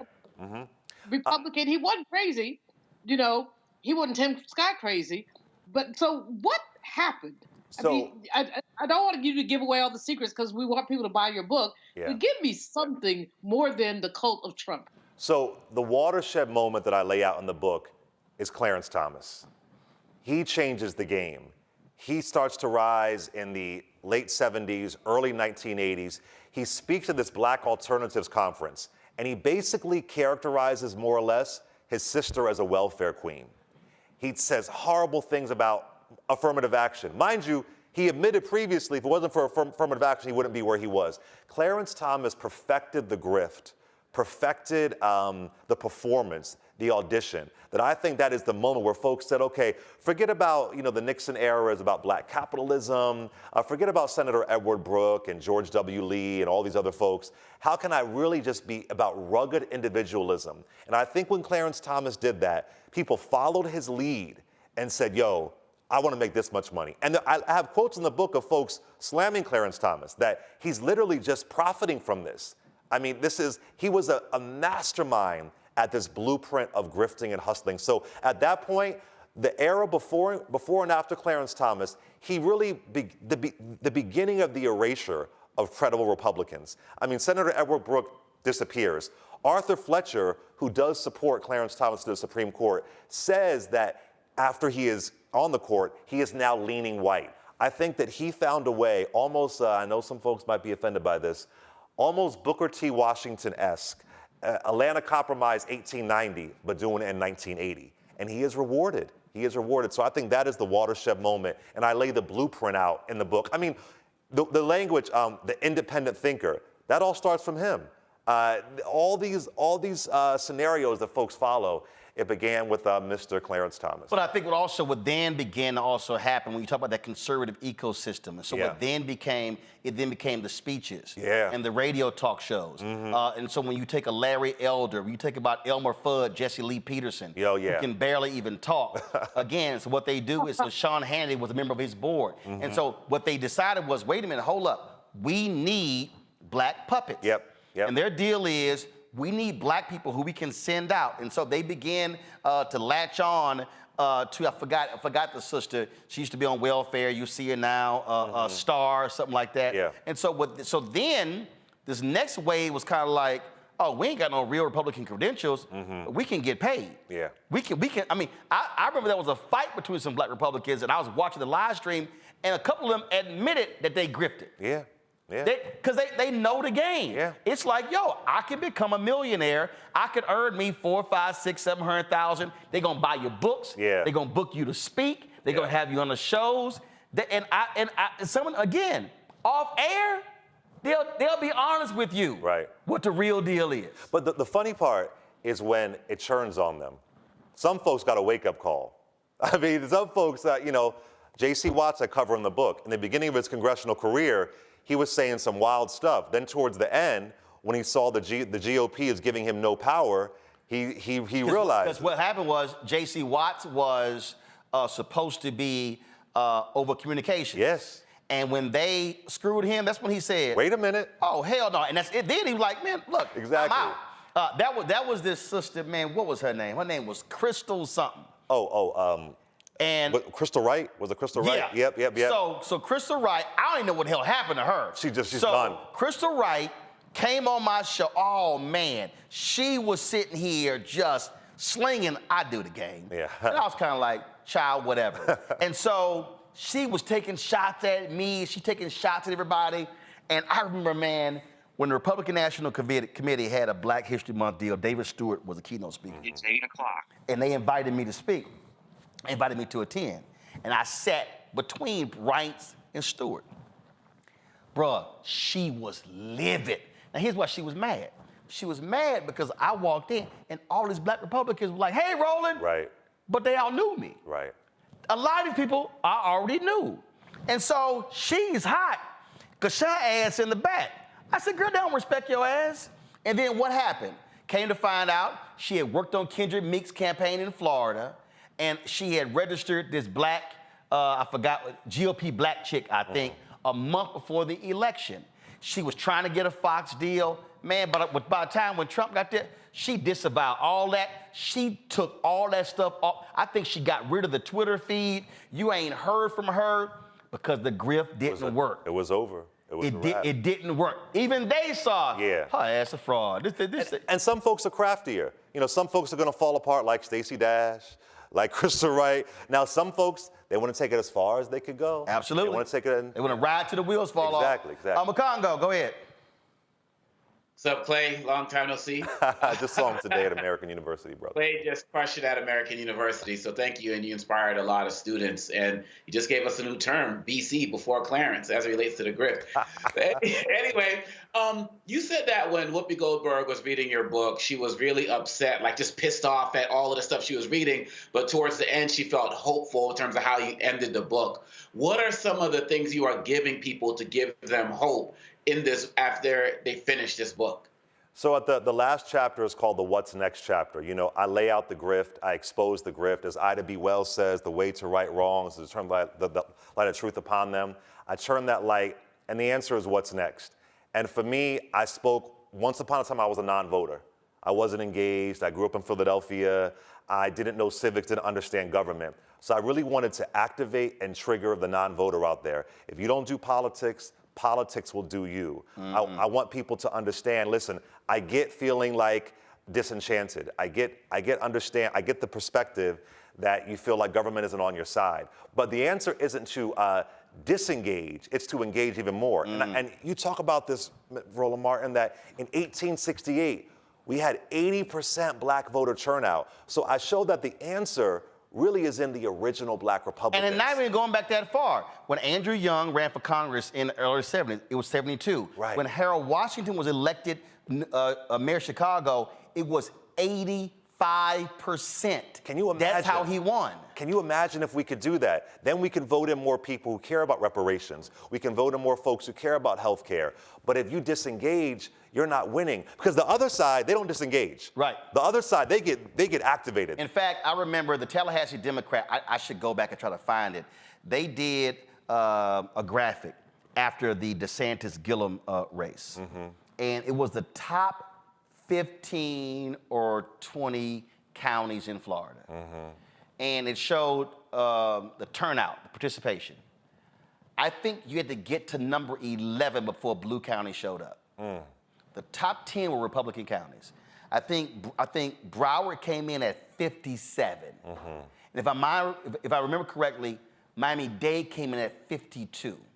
So the reality is, had Gillum hit 65 in Broward and 60 in Miami-Dade, he would have been elected governor. Right. And so I'm always trying to show black folks the numbers, that if white voters stay right here, if we go from 48, 52 to 68, 70, we flip whole statewide elections. Think about Gary Chambers, Louisiana, Mike Espy, Mississippi. Those are races that we could win if we have a little higher voter turnout. Espy lost by 65,000 votes to Cindy Hyde-Smith in 2018, and there were at least 100,000 black people who didn't even vote in the election. Yeah, I want us to, I feel like we had less power then and used our power more. Absolutely. I want us to use our power more. And if you don't like what you see, vote them out. Right. Vote them out. Show up and vote them out. That's why you have a primary system. Exactly. Why you have a general election system as well. Derek, go ahead. Clay, appreciate your book, and most of your book highlights political figures. My question's around, it looks like the Republicans are also trying to recruit entertainers, rappers, athletes. And so what's your thoughts around their strategy trying to recruit? And I don't want to mention the well-known rappers in the last 48 hours that came out talking about voting for Trump. But what's your thoughts around them trying to recruit entertainers, athletes, and others beyond just political figures. Yeah, I do touch on that in the book, and it's kind of funny. It even goes back to the Nixon era. I touch on Sammy Davis Jr. and James Brown and how they supported Nixon and the backlash that they had. You know, listen, it's another part of the grift that if you spit out propaganda, propaganda is profitable, and it can get you a headline on Fox News. Now, I don't know if they're saying this because they enjoy the tax breaks or because they're misinformed, they're ill-informed, but also you see that they infantilize black communities with celebrities. You know, why is Sexy Red even talking about Trump? Why does she have an opinion about politics? You know, but these are the ways that it makes it seem like, oh, look at the black community because a rapper said it. Right. But again, though, but this is also a fault even of mainstream media. Agreed. So what they do is you don't see white celebrities speaking for white people. Nope. Okay? So I remember during COVID, CNN had a segment that featured Magic Johnson and Dougie Fresh. Mm-hmm. Now, great respect for both. Dougie's a friend. But I was sitting there going, why y'all talking to Magic Johnson and Dougie Fresh? Yeah. When on my show, we actually had black doctors, black infectious disease experts, professors from Meharry. What are y'all doing? And so what happens is, what they do is they go, oh, that's who speaks for black America. Well, unfortunately, many of them are uninformed. Just the other day, when Killer Mike was on Real Time with Bill Maher, he brought up, when is Biden gonna apologize for the crime bill? Well, when I saw the deal, when I saw the clip on Twitter, because I don't watch Bill Maher's show, because look, I did a show one time and he had an attitude, and that was 10 years ago. Here's what happened. I sent Mike a text. I said, Mike, Biden spoke on this in 2020. Sure did. He said, bro, thanks for pulling my coat on this. I said, anytime. I got other celebrities who will call me and say, hey, Ro, I might get asked this. Give me the 411. Give me the break. And so I will walk them through, this is what's going on, this is the whole policy. And they go, now I'm comfortable speaking on it. And so when a Sexy Red throws that bullshit out about, oh, the stimmies, and it's kind of like, well, first of all, Sexy Red, you're not aware there was a Democratic-controlled House that passed the bill.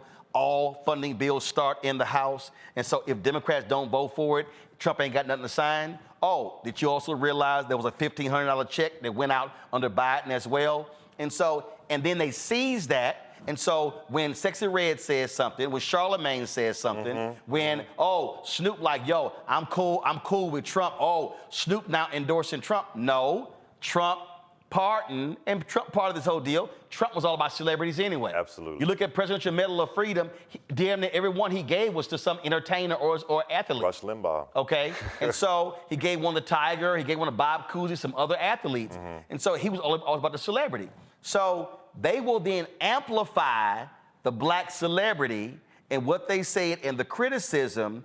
And what I keep saying to black celebrities, before you open your mouth, call somebody in the know before you do, because then your comment gets weaponized. And then sometimes our media amplifies those comments as well, and it becomes a big viral sensation. And you see it on certain media outlets. Oh, absolutely. And you're like, wow. Now we have it in the conservative media. Now it's on our media. Right. And well, then, actually, that actually is the conservative media strategy. Yeah. I mean, Christopher Rufo said it about CRT. We're going to sit here and create the momentum here, and then we're going to embarrass them to run it. When I said CNN, they were always scared of getting criticized of the right. And I was like, tell them to go to hell. Well, but they said we don't cover it. I don't care. And what people don't understand is, in these so-called mainstream newsrooms, when I was at CNN, they looked at Drudge Report every single day. I didn't read that bullshit. But again, so when they concoct these things in conservative media, they're driving the agenda of the mainstream media and force you to cover it. Then they go, boom, we good. I remember when Rufo did Joy Ann Reid's show, people were like, Joy, you got him. I went, no, it's a bad move. Because Rufo, that's all he wanted. He didn't care that you disagree with him. He now set your lineup. And I'm like, you gotta understand, but that's what I try to tell people. You have to study media. You have to understand how media works. And I'll just give you real quick, when I was at CNN, Drudge put out this story that says, some of the staffers at Oprah's show, it was a big Ferb because she wouldn't have Sarah Palin on. And when I saw it, I went, this bullshit, Star. And so the producers came to me. I'll never forget, the Anderson Cooper's producers. I want to have you on the show. I was like, for what? When you see the Drudge Report, I was like, this is a bullshit article. They're like, what do you mean? I said, Oprah Winfrey said after she endorsed Obama, she was not going to have any candidates on her show. I can tell you this story is a lie. And New York Post picked it up, and so the whole aim was to create this firestorm to force Oprah to put Palin on. I said, y'all, well, how do you know? I said, I'm telling y'all the story's a lie. I said, I'll be right back. Sent an email to Gail, came back, this story ain't true. I said, I know it's not true. But that's how they play the game. Exactly. And now with social media, it's worse. Yeah, absolutely, absolutely. Last thing, have any of these black grifters hit you up and challenge you to say you're wrong? Absolutely not. You know what's funny? When I was on The View, we were talking about Tim Scott. So Tim Scott goes on Fox News a couple days later and reacts to the View clip. Mind you, it's me, Sonny, and Whoopi talking. But the only person Tim Scott addresses is Joy Behar. And I said, oh, I see what you're doing. There you go. That's slick, Timothy. That's slick. You ain't gonna talk about the 3 black folks who called you out. You just focus on the white liberal Joy Behar. I said, oh, Timothy, you still go for that check, brother. You want that VP slot. Yeah. So no, but they're welcome to reach out. I loved it. I have nearly 1,000 sources in that book. That book is oversourced because I want to live in a world that's not alternative facts. Well, look, they won't do it. And the problem that we have is, thankfully, The View had you on and some of these other platforms. But what you also have is, you got many of these white producers who are scared to death. I literally had a network host call me and say, I would love to have you on my show, but my white producers don't like your title of your book, White Fear. I said, you do know I wrote about those very people in the book. I said, the reason we don't have these conversations is because white executives and white producers are afraid to talk about white fear. They keep calling it economic anxiety. I said, they won't even say white voters. They just say voters. Yeah. And this person, then I sent this person articles from the New York Times, NPR, Time, and Newsweek, which wrote articles on the basis of my thesis. I said, so they all literally did stories of what my book is about, but my book title is bad. And this just shows you again how media, if you're in charge, you are determining and you're shaping the narrative and refusing to have the question go forward. And so hopefully these producers and bookers will see this book and now think differently about how they book. Because inside these networks, I will tell you, I was at CNN for 6 years, I saw it. If you say something wild, crazy, oh, book them to go viral. And I'm like, but they don't know anything. And what you're doing is you're now making the grifter more popular. That's right. And all they want is the clip. Exactly. Can I say one thing before we go? It's an honor to talk with you. I've admired you for a very long time. You are a truth teller. You're a hardcore journalist, and I've been just following your career. So it means a lot to me. It really, really does to be here at the Black Star Network, and I really thank you. I appreciate it, brother. I appreciate it. Folks, the book is called The Grift, The Downward Spiral of Black Republicans from the Party of Lincoln to the Cult of Trump, written by Clay Kane. Clay, I appreciate it, man. Appreciate you. Thank you. All right, you got to sign us before you go. Yes. All right, y'all, we come back. I got to tell y'all, Jay-Z spoke last night at the Grammys. He should have boycotted the Grammys. I will explain. Ain't nobody else speaking from this angle. Wait till I show you how even he contradicted himself. That's next on Roland Martin Unfiltered on the Black Star Network.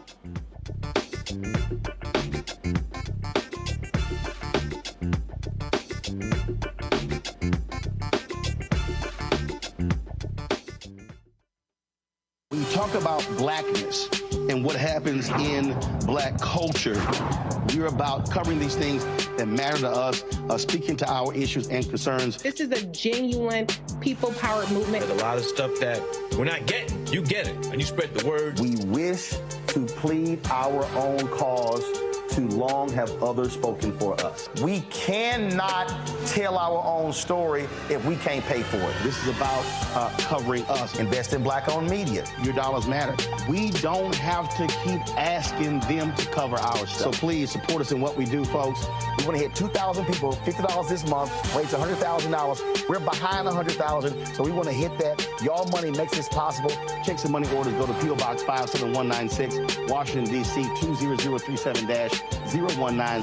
The Cash App is $RM Unfiltered. PayPal is R Martin Unfiltered. Venmo is RM Unfiltered. Zelle is Roland at RolandSMartin.com. On the next Get Wealthy with me, Deborah Owens, America's Wealth Coach, the wealth gap has literally not changed in over 50 years, according to the Federal Reserve. On the next Get Wealthy, I'm excited to chat with Jim Castleberry, CEO of Known Holdings. They have created a platform, an ecosystem to bring resources to Blacks and people of color so they can scale their business. Even though we've had several examples of African Americans and other people of color being able to be successful, we still aren't seeing the mass level of us being lifted up. That's right here on Get Wealthy, only on Black Star Network. On the next, A Balanced Life with me, Dr. Jackie. How big a role does fear play in your life? Your relationship to it and how to deal with it can be the difference between living a healthy life, a balanced life, or a miserable one. Whenever the power of fear comes along, you need to put yourself in that holding pattern and breathe, examine, find out if there's something that your survival instinct requires you to either fight or take flight. Facing your fears and making them work for you instead of against you. That's all next on A Balanced Life on Black Star Network. Hatred on the streets, a horrific scene, a white nationalist rally that descended into deadly violence. White people are losing their damn minds. As an angry pro-Trump mob storms the U.S. Capitol, we've seen shooting. We're about to see the rise of what I call white minority resistance. We have seen white folks in this country who simply cannot tolerate black folks voting. I think what we're seeing is the inevitable result of violent denial. This is part of American history. Every time that people of color have made progress, whether real or symbolic, there has been what Carol Anderson at Emory University calls white rage as a backlash. This is the rise of the Proud Boys and the Boogaloo Boys. America, there's going to be more of this. Here's all the Proud Boys, Dave. This country is getting increasingly racist in its behaviors and its attitudes because of the fear of white people. The fear that they're taking our jobs, they're taking our resources, they're taking our women. This is white fear.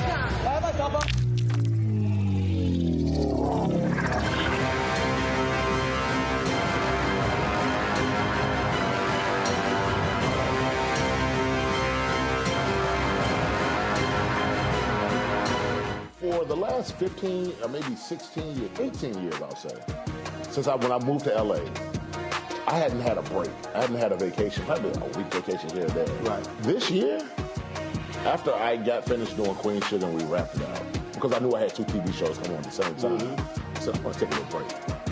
So I've been on break for the first time, and I can afford it now. Praise God. You know what I'm saying? Right. So I can afford it. I'm like, I can sit back and ain't got nothing to worry about, man.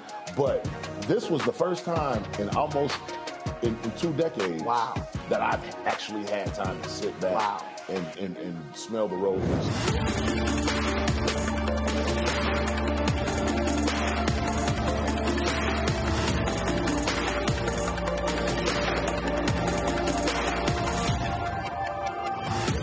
Next on the Black Table with me, Greg Carr. Immigrants lured off Texas streets and shipped to places like Martha's Vineyard and Washington, D.C. Believe it or not, we've seen it all before. You people in the North, you're so sympathetic to black people, you take them. 60 years ago, they called it the reverse freedom rides. Back then, Southern governors shipped black people north with the false promise of jobs and a better life. It's a part of a well-known playbook being brought back to life. So what's next? That's next on the Black Table, a conversation with Dr. Gerald Horne about this issue of the reverse freedom rides, right here on the Black Star Network. Hello, I'm Marissa Mitchell, a news anchor at Fox 5 DC. Hey, what's up? It's Tammy Roman, and you are watching Roland Martin Unfiltered.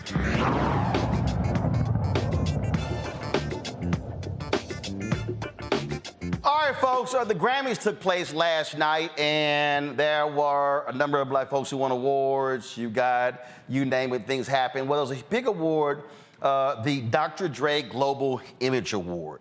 Okay, so they named this award after Dr. Dre, and it was awarded to Jay-Z. And so a lot of people have talked about how Jay-Z, man, he called the Grammys out.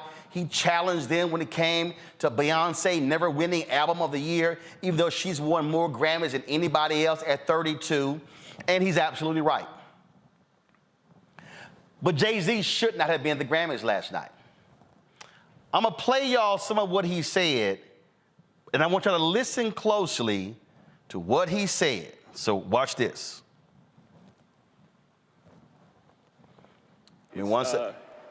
It's great to have an award for such an icon. How far we've come with Will Smith and them, Jazzy Jeff and the Fresh Prince winning their first Grammy in '89 and boycotting because it wasn't televised. And then they went to like a hotel and watched the Grammys. I didn't even understand what it wasn't a great boycott. We're here. But then, '98, I took a page out of their book. I was nominated for Best Rap Album, and DMX had dropped 2 albums that year. They both were #1. Shout out to DMX. And he wasn't nominated at all. So I boycotted, and I watched the Grammys. I'm just saying, we want y'all to get it right. We love y'all, we love y'all, we love y'all. We want y'all to get it right, at least get it close to right. And obviously it's subjective. Y'all don't gotta clap at everything. All right, obviously okay, all right. So Jay-Z says, Will, Jazzy Jeff boycotted, and then he boycotted because DMX did not get nominated, and he got nominated in Album of the Year. Okay. Rap Album of the Year last night wasn't televised. In fact, Killer Mike swept the category, and Killer Mike actually won for Rap Album of the Year. This was in the non-televised portion. Here it is. For Best Rap Album, the nominees are Drake and 21 Savage, Killer Mike, Metro Boomin, Nas, Travis Scott.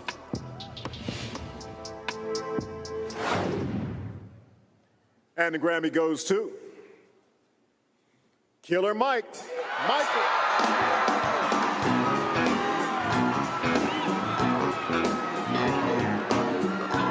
Sweet! Atlanta is so sweet! You can't... God ain't good! You can't tell me! You can't tell me! You can't tell me! You cannot tell me! You cannot tell me that you get too old! You can't tell me it's too late! You can't tell me dreams come true! It is a sweet! It is a sweet! It is a sweet! I'm the... You can...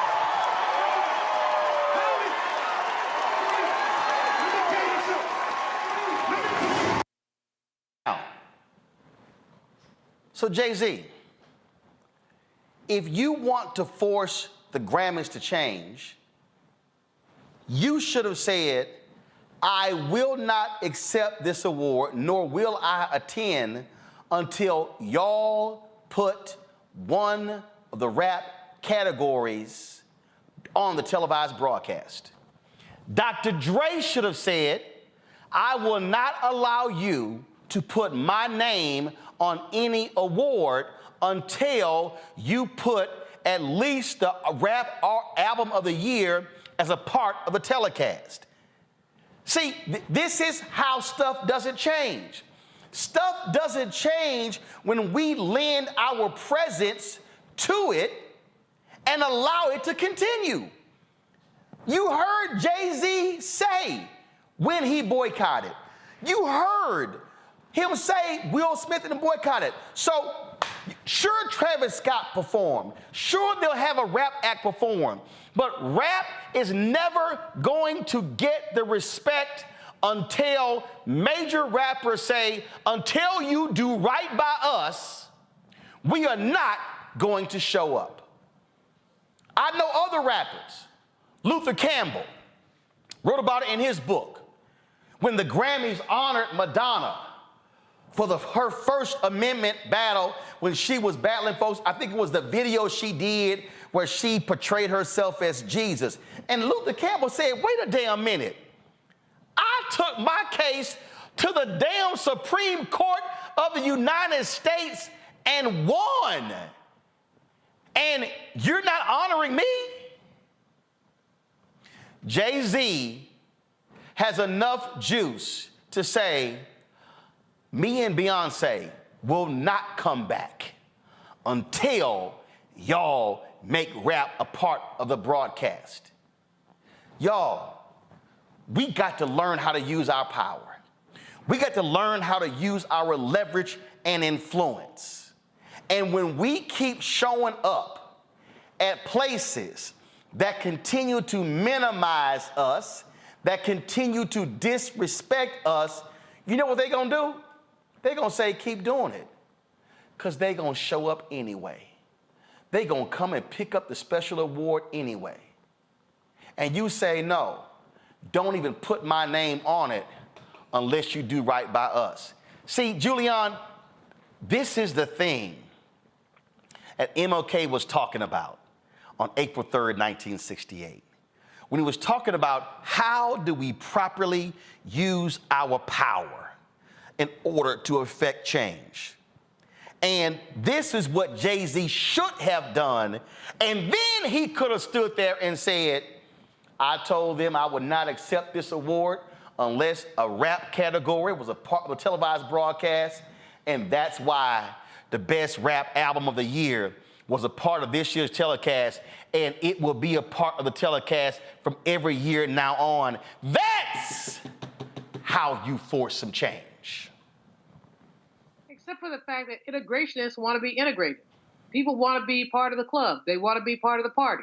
If they didn't want to be part of the party, they would do what Jay-Z had the opportunity to do, which is say, I'm going to sit this sucker out.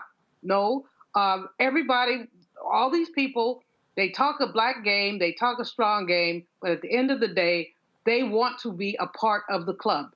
And it doesn't matter whether their ticket is marked half-assed or marked sit at the back of the room or marked you ain't valued, they still got in the room. I agree with you fully. There's so many instances of this where black people just we don't stand up for ourselves. And if you don't stand up for yourself, ain't nobody else gonna stand up for you. Let me tell you something, Derek. Man, listen, I have been a part of stuff, and I've gone to places, and they didn't have room on the red carpet for those in black media. And I literally would say it, no, we ain't covering nothing until you create a spot. I've literally been somewhere, look, I'm gonna tell hold on. Stay right there. Hillary Clinton was First Lady of the United States. See this photo right here? I'll go to the other shot, all right? This photo was shot at the MLK Center. I shot it at the MLK Center in Dallas, okay? This was she was First Lady, all right? Let me tell you what happened. The MLK Center is literally about 100 yards across from the Dallas Weekly, the black newspaper where I was the managing editor. So I knew she was coming, and so what happened was I went over to the MLK Center about 3 hours before she was supposed to get there. And so they had two rooms. then a room to the right, then a room to the left. Well, the room to the left, they had these lights set up. And I said, what's going on in this room? And they said, oh, well, the First Lady is going to be in this room, and she's gonna talk to some of the kids, and the photographers are gonna get a photo of the First Lady with the kids. I said, well, who's in the press pool? They said, the Dallas Morning News, the Fort Worth Star-Telegram, the Associated Press, and UPI. And they may have said Reuters. I said, well, wait a minute. Ain't no black media, no black-owned media in the press pool? In the press pool? They said no. I said, ain't no way in hell the First Lady gonna come to Black South Dallas to the MLK Center with a black paper less than 100 yards across the street, and ain't nobody black in the damn press pool. Well, sir, and I was, mind you, I was managing editor of the Dallas Weekly at the time. And it was like, sorry, the press pool is already set.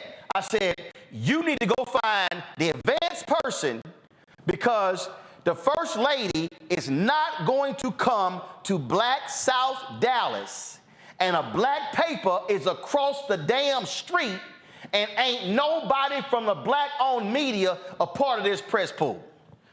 So person walked out, came back. Mr. Martin, you've been added to the press pool. I said, yeah, I thought so. That's how that photo was shot. That's how it ran in the paper. And for all y'all who are listening, find the photo that we all know of Bernice King sitting on the lap, laying on the lap of Coretta Scott King in his funeral.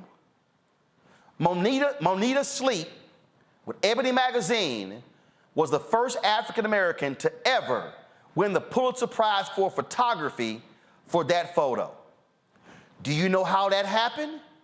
It's because Lerone Bennett and Simeon Booker went to Coretta Scott King and told her the white media has locked Ebony and Jet out of the press pool. There was a segregated press pool covering the funeral of Dr. King. And they said, Mrs. King, they are not going to allow Ebony and Jet to be in the press pool. And Coretta Scott King said, you make it perfectly clear that if Ebony and Jet are not in the press pool, there will be no press pool. The white racists allowed Ebony and Jet in the press pool, and that's how Sleep got that photo, and it won the Pulitzer Prize. This is what happens when somebody black saying, no, we ain't doing this. And so, Jay-Z, it's great that they wanted to give you the Dr. Dre Award. That's great. But Jay-Z and Dr. Dre should have said, ain't gonna be no award until y'all make rap a part of a televised broadcast. Derek, that's how you take a stand. You know, Roland, through the examples that you've provided, it's one thing to have power, but it's something else to communicate that you're willing to sacrifice your position. See, you didn't say, hey, let me not say anything in fear of losing my job. No, you were bold and you were upfront on your principles and your values. Here's the thing that we got to really understand about the use of our collective power and individual power. If you're not willing to sacrifice, see, the Montgomery bus boycott, Roland, was successful because they realized their power, but they also demonstrated that for 300 plus days, they're willing to sacrifice. They're willing to walk. They're willing to not wage on their principles and their values. Muhammad Ali was powerful because he demonstrated, hey, I will sacrifice these heavyweight belts to make sure that you understand my platform and my voice. That's the reason why we got to move from having moments and turn them into movements. But we're not going to be successful with movements if we're not willing to sacrifice. And so last night, you didn't see someone that exercised the use of their power because they're not willing to sacrifice and saying, I'm not showing up until you make the change. It takes a level of sacrifice to do exactly what you're asking us to do. Yeah, and all I'm saying is this here. If Jay-Z says to all the rappers, we ain't going to the Grammys. We are not going to the Grammys next year until the rap album of the year is a part of the live telecast. And let's see them say no. And then we turn it and say, and if you are our allies, other artists, you stand with us. And you know what you do? You throw an event somewhere else and you don't turn the damn TVs on. You have something else going on, but this is the only way. Otherwise, the Grammys, they gonna keep doing it. They gonna sit here and say, yeah, we ain't gonna put y'all on. Y'all gonna show up anyway. Y'all gonna show up and be happy in the pre-show, and we gonna do all the other awards. They could have easily, listen, the in memoriam was long as all get out. They could have cut one of the performers. All I'm saying is, there's a certain point when you allow people to disrespect you because you don't use your power to say, not anymore. It ain't gonna happen again. So, Jay-Z, Dr. Dre, y'all make it clear. Whoever they want to give the award to next year, you make it clear. We ain't showing up unless y'all make the rap album of the year a part of the broadcast. I guarantee you it's gonna cause some folk to say, we better do it or we gonna lose the star power. And they ratings were up this year. You pull a star power, ratings go down. When ratings go down, they lose money. And we know in America, when they lose money, stuff changes. Derek, Julian, Makongo had to go. I appreciate y'all being a part of today's show. Folks, listen, we gonna speak this truth regardless. We ain't asking for permission. The reason we were able to speak as freely is because, frankly, I own it. I keep telling y'all, the only person who can cancel me is God. We don't seek permission. We don't run our subjects by anybody. Nobody. The power of black-owned media, as Dr. King said, is to maintain its militancy in standing up for black people. What we have to do is use our power and not be afraid and not back down and speak an uncompromising and unfiltered word every single day. That's what she did, Ida B. Wells Barnett. That's what Mr. B did. That's what James Baldwin did. We got to have the same courage that they did in order to change this system. Support us in what we do, y'all. I can't tell you enough. I got meetings tomorrow with ad agencies. I got meetings on Wednesday. I got meetings on Thursday. They ain't giving us a dime so far. And we still fighting this battle. And we still standing, and we still here because your contributions have made it possible. My goal is simple. If 20,000 of our fans give $50 over the course, y'all, that's $4 and if the average person gives $50. Now, if you can afford to give more, that'd be absolutely great. I appreciate two people who sent me a cash app over the weekend for $1,000. I was in Indianapolis. I got to find the video. I think I shot it. A brother put $1,000 cash in my hand. He said, I ain't trusting anything else.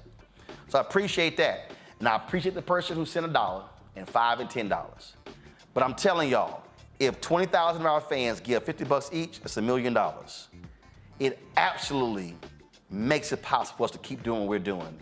And we're going to keep swinging for this show and Faraji Muhammad's show and Wealthy You and Balanced Living and The Pivot and The Frequency and The Black Table. We want to add more shows, but that cannot happen if we don't have the resources. Send your check and money order to P.O. Box 57196, Washington, D.C. 20037-0196.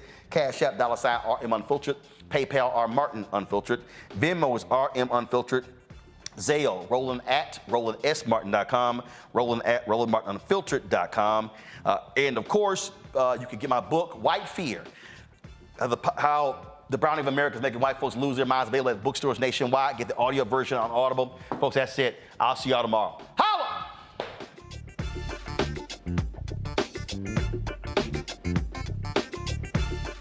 Black Star Network is here. Oh, no punch! I'm real revolutionary right now. Thank you for being the voice of Black America. All momentum we have now, we have to keep this going. The video looks phenomenal. See, there's a difference between Black Star Network and black-owned media and something like CNN. You can't be black-owned media and be scared. It's time to be smart. Bring your eyeballs home. You dig?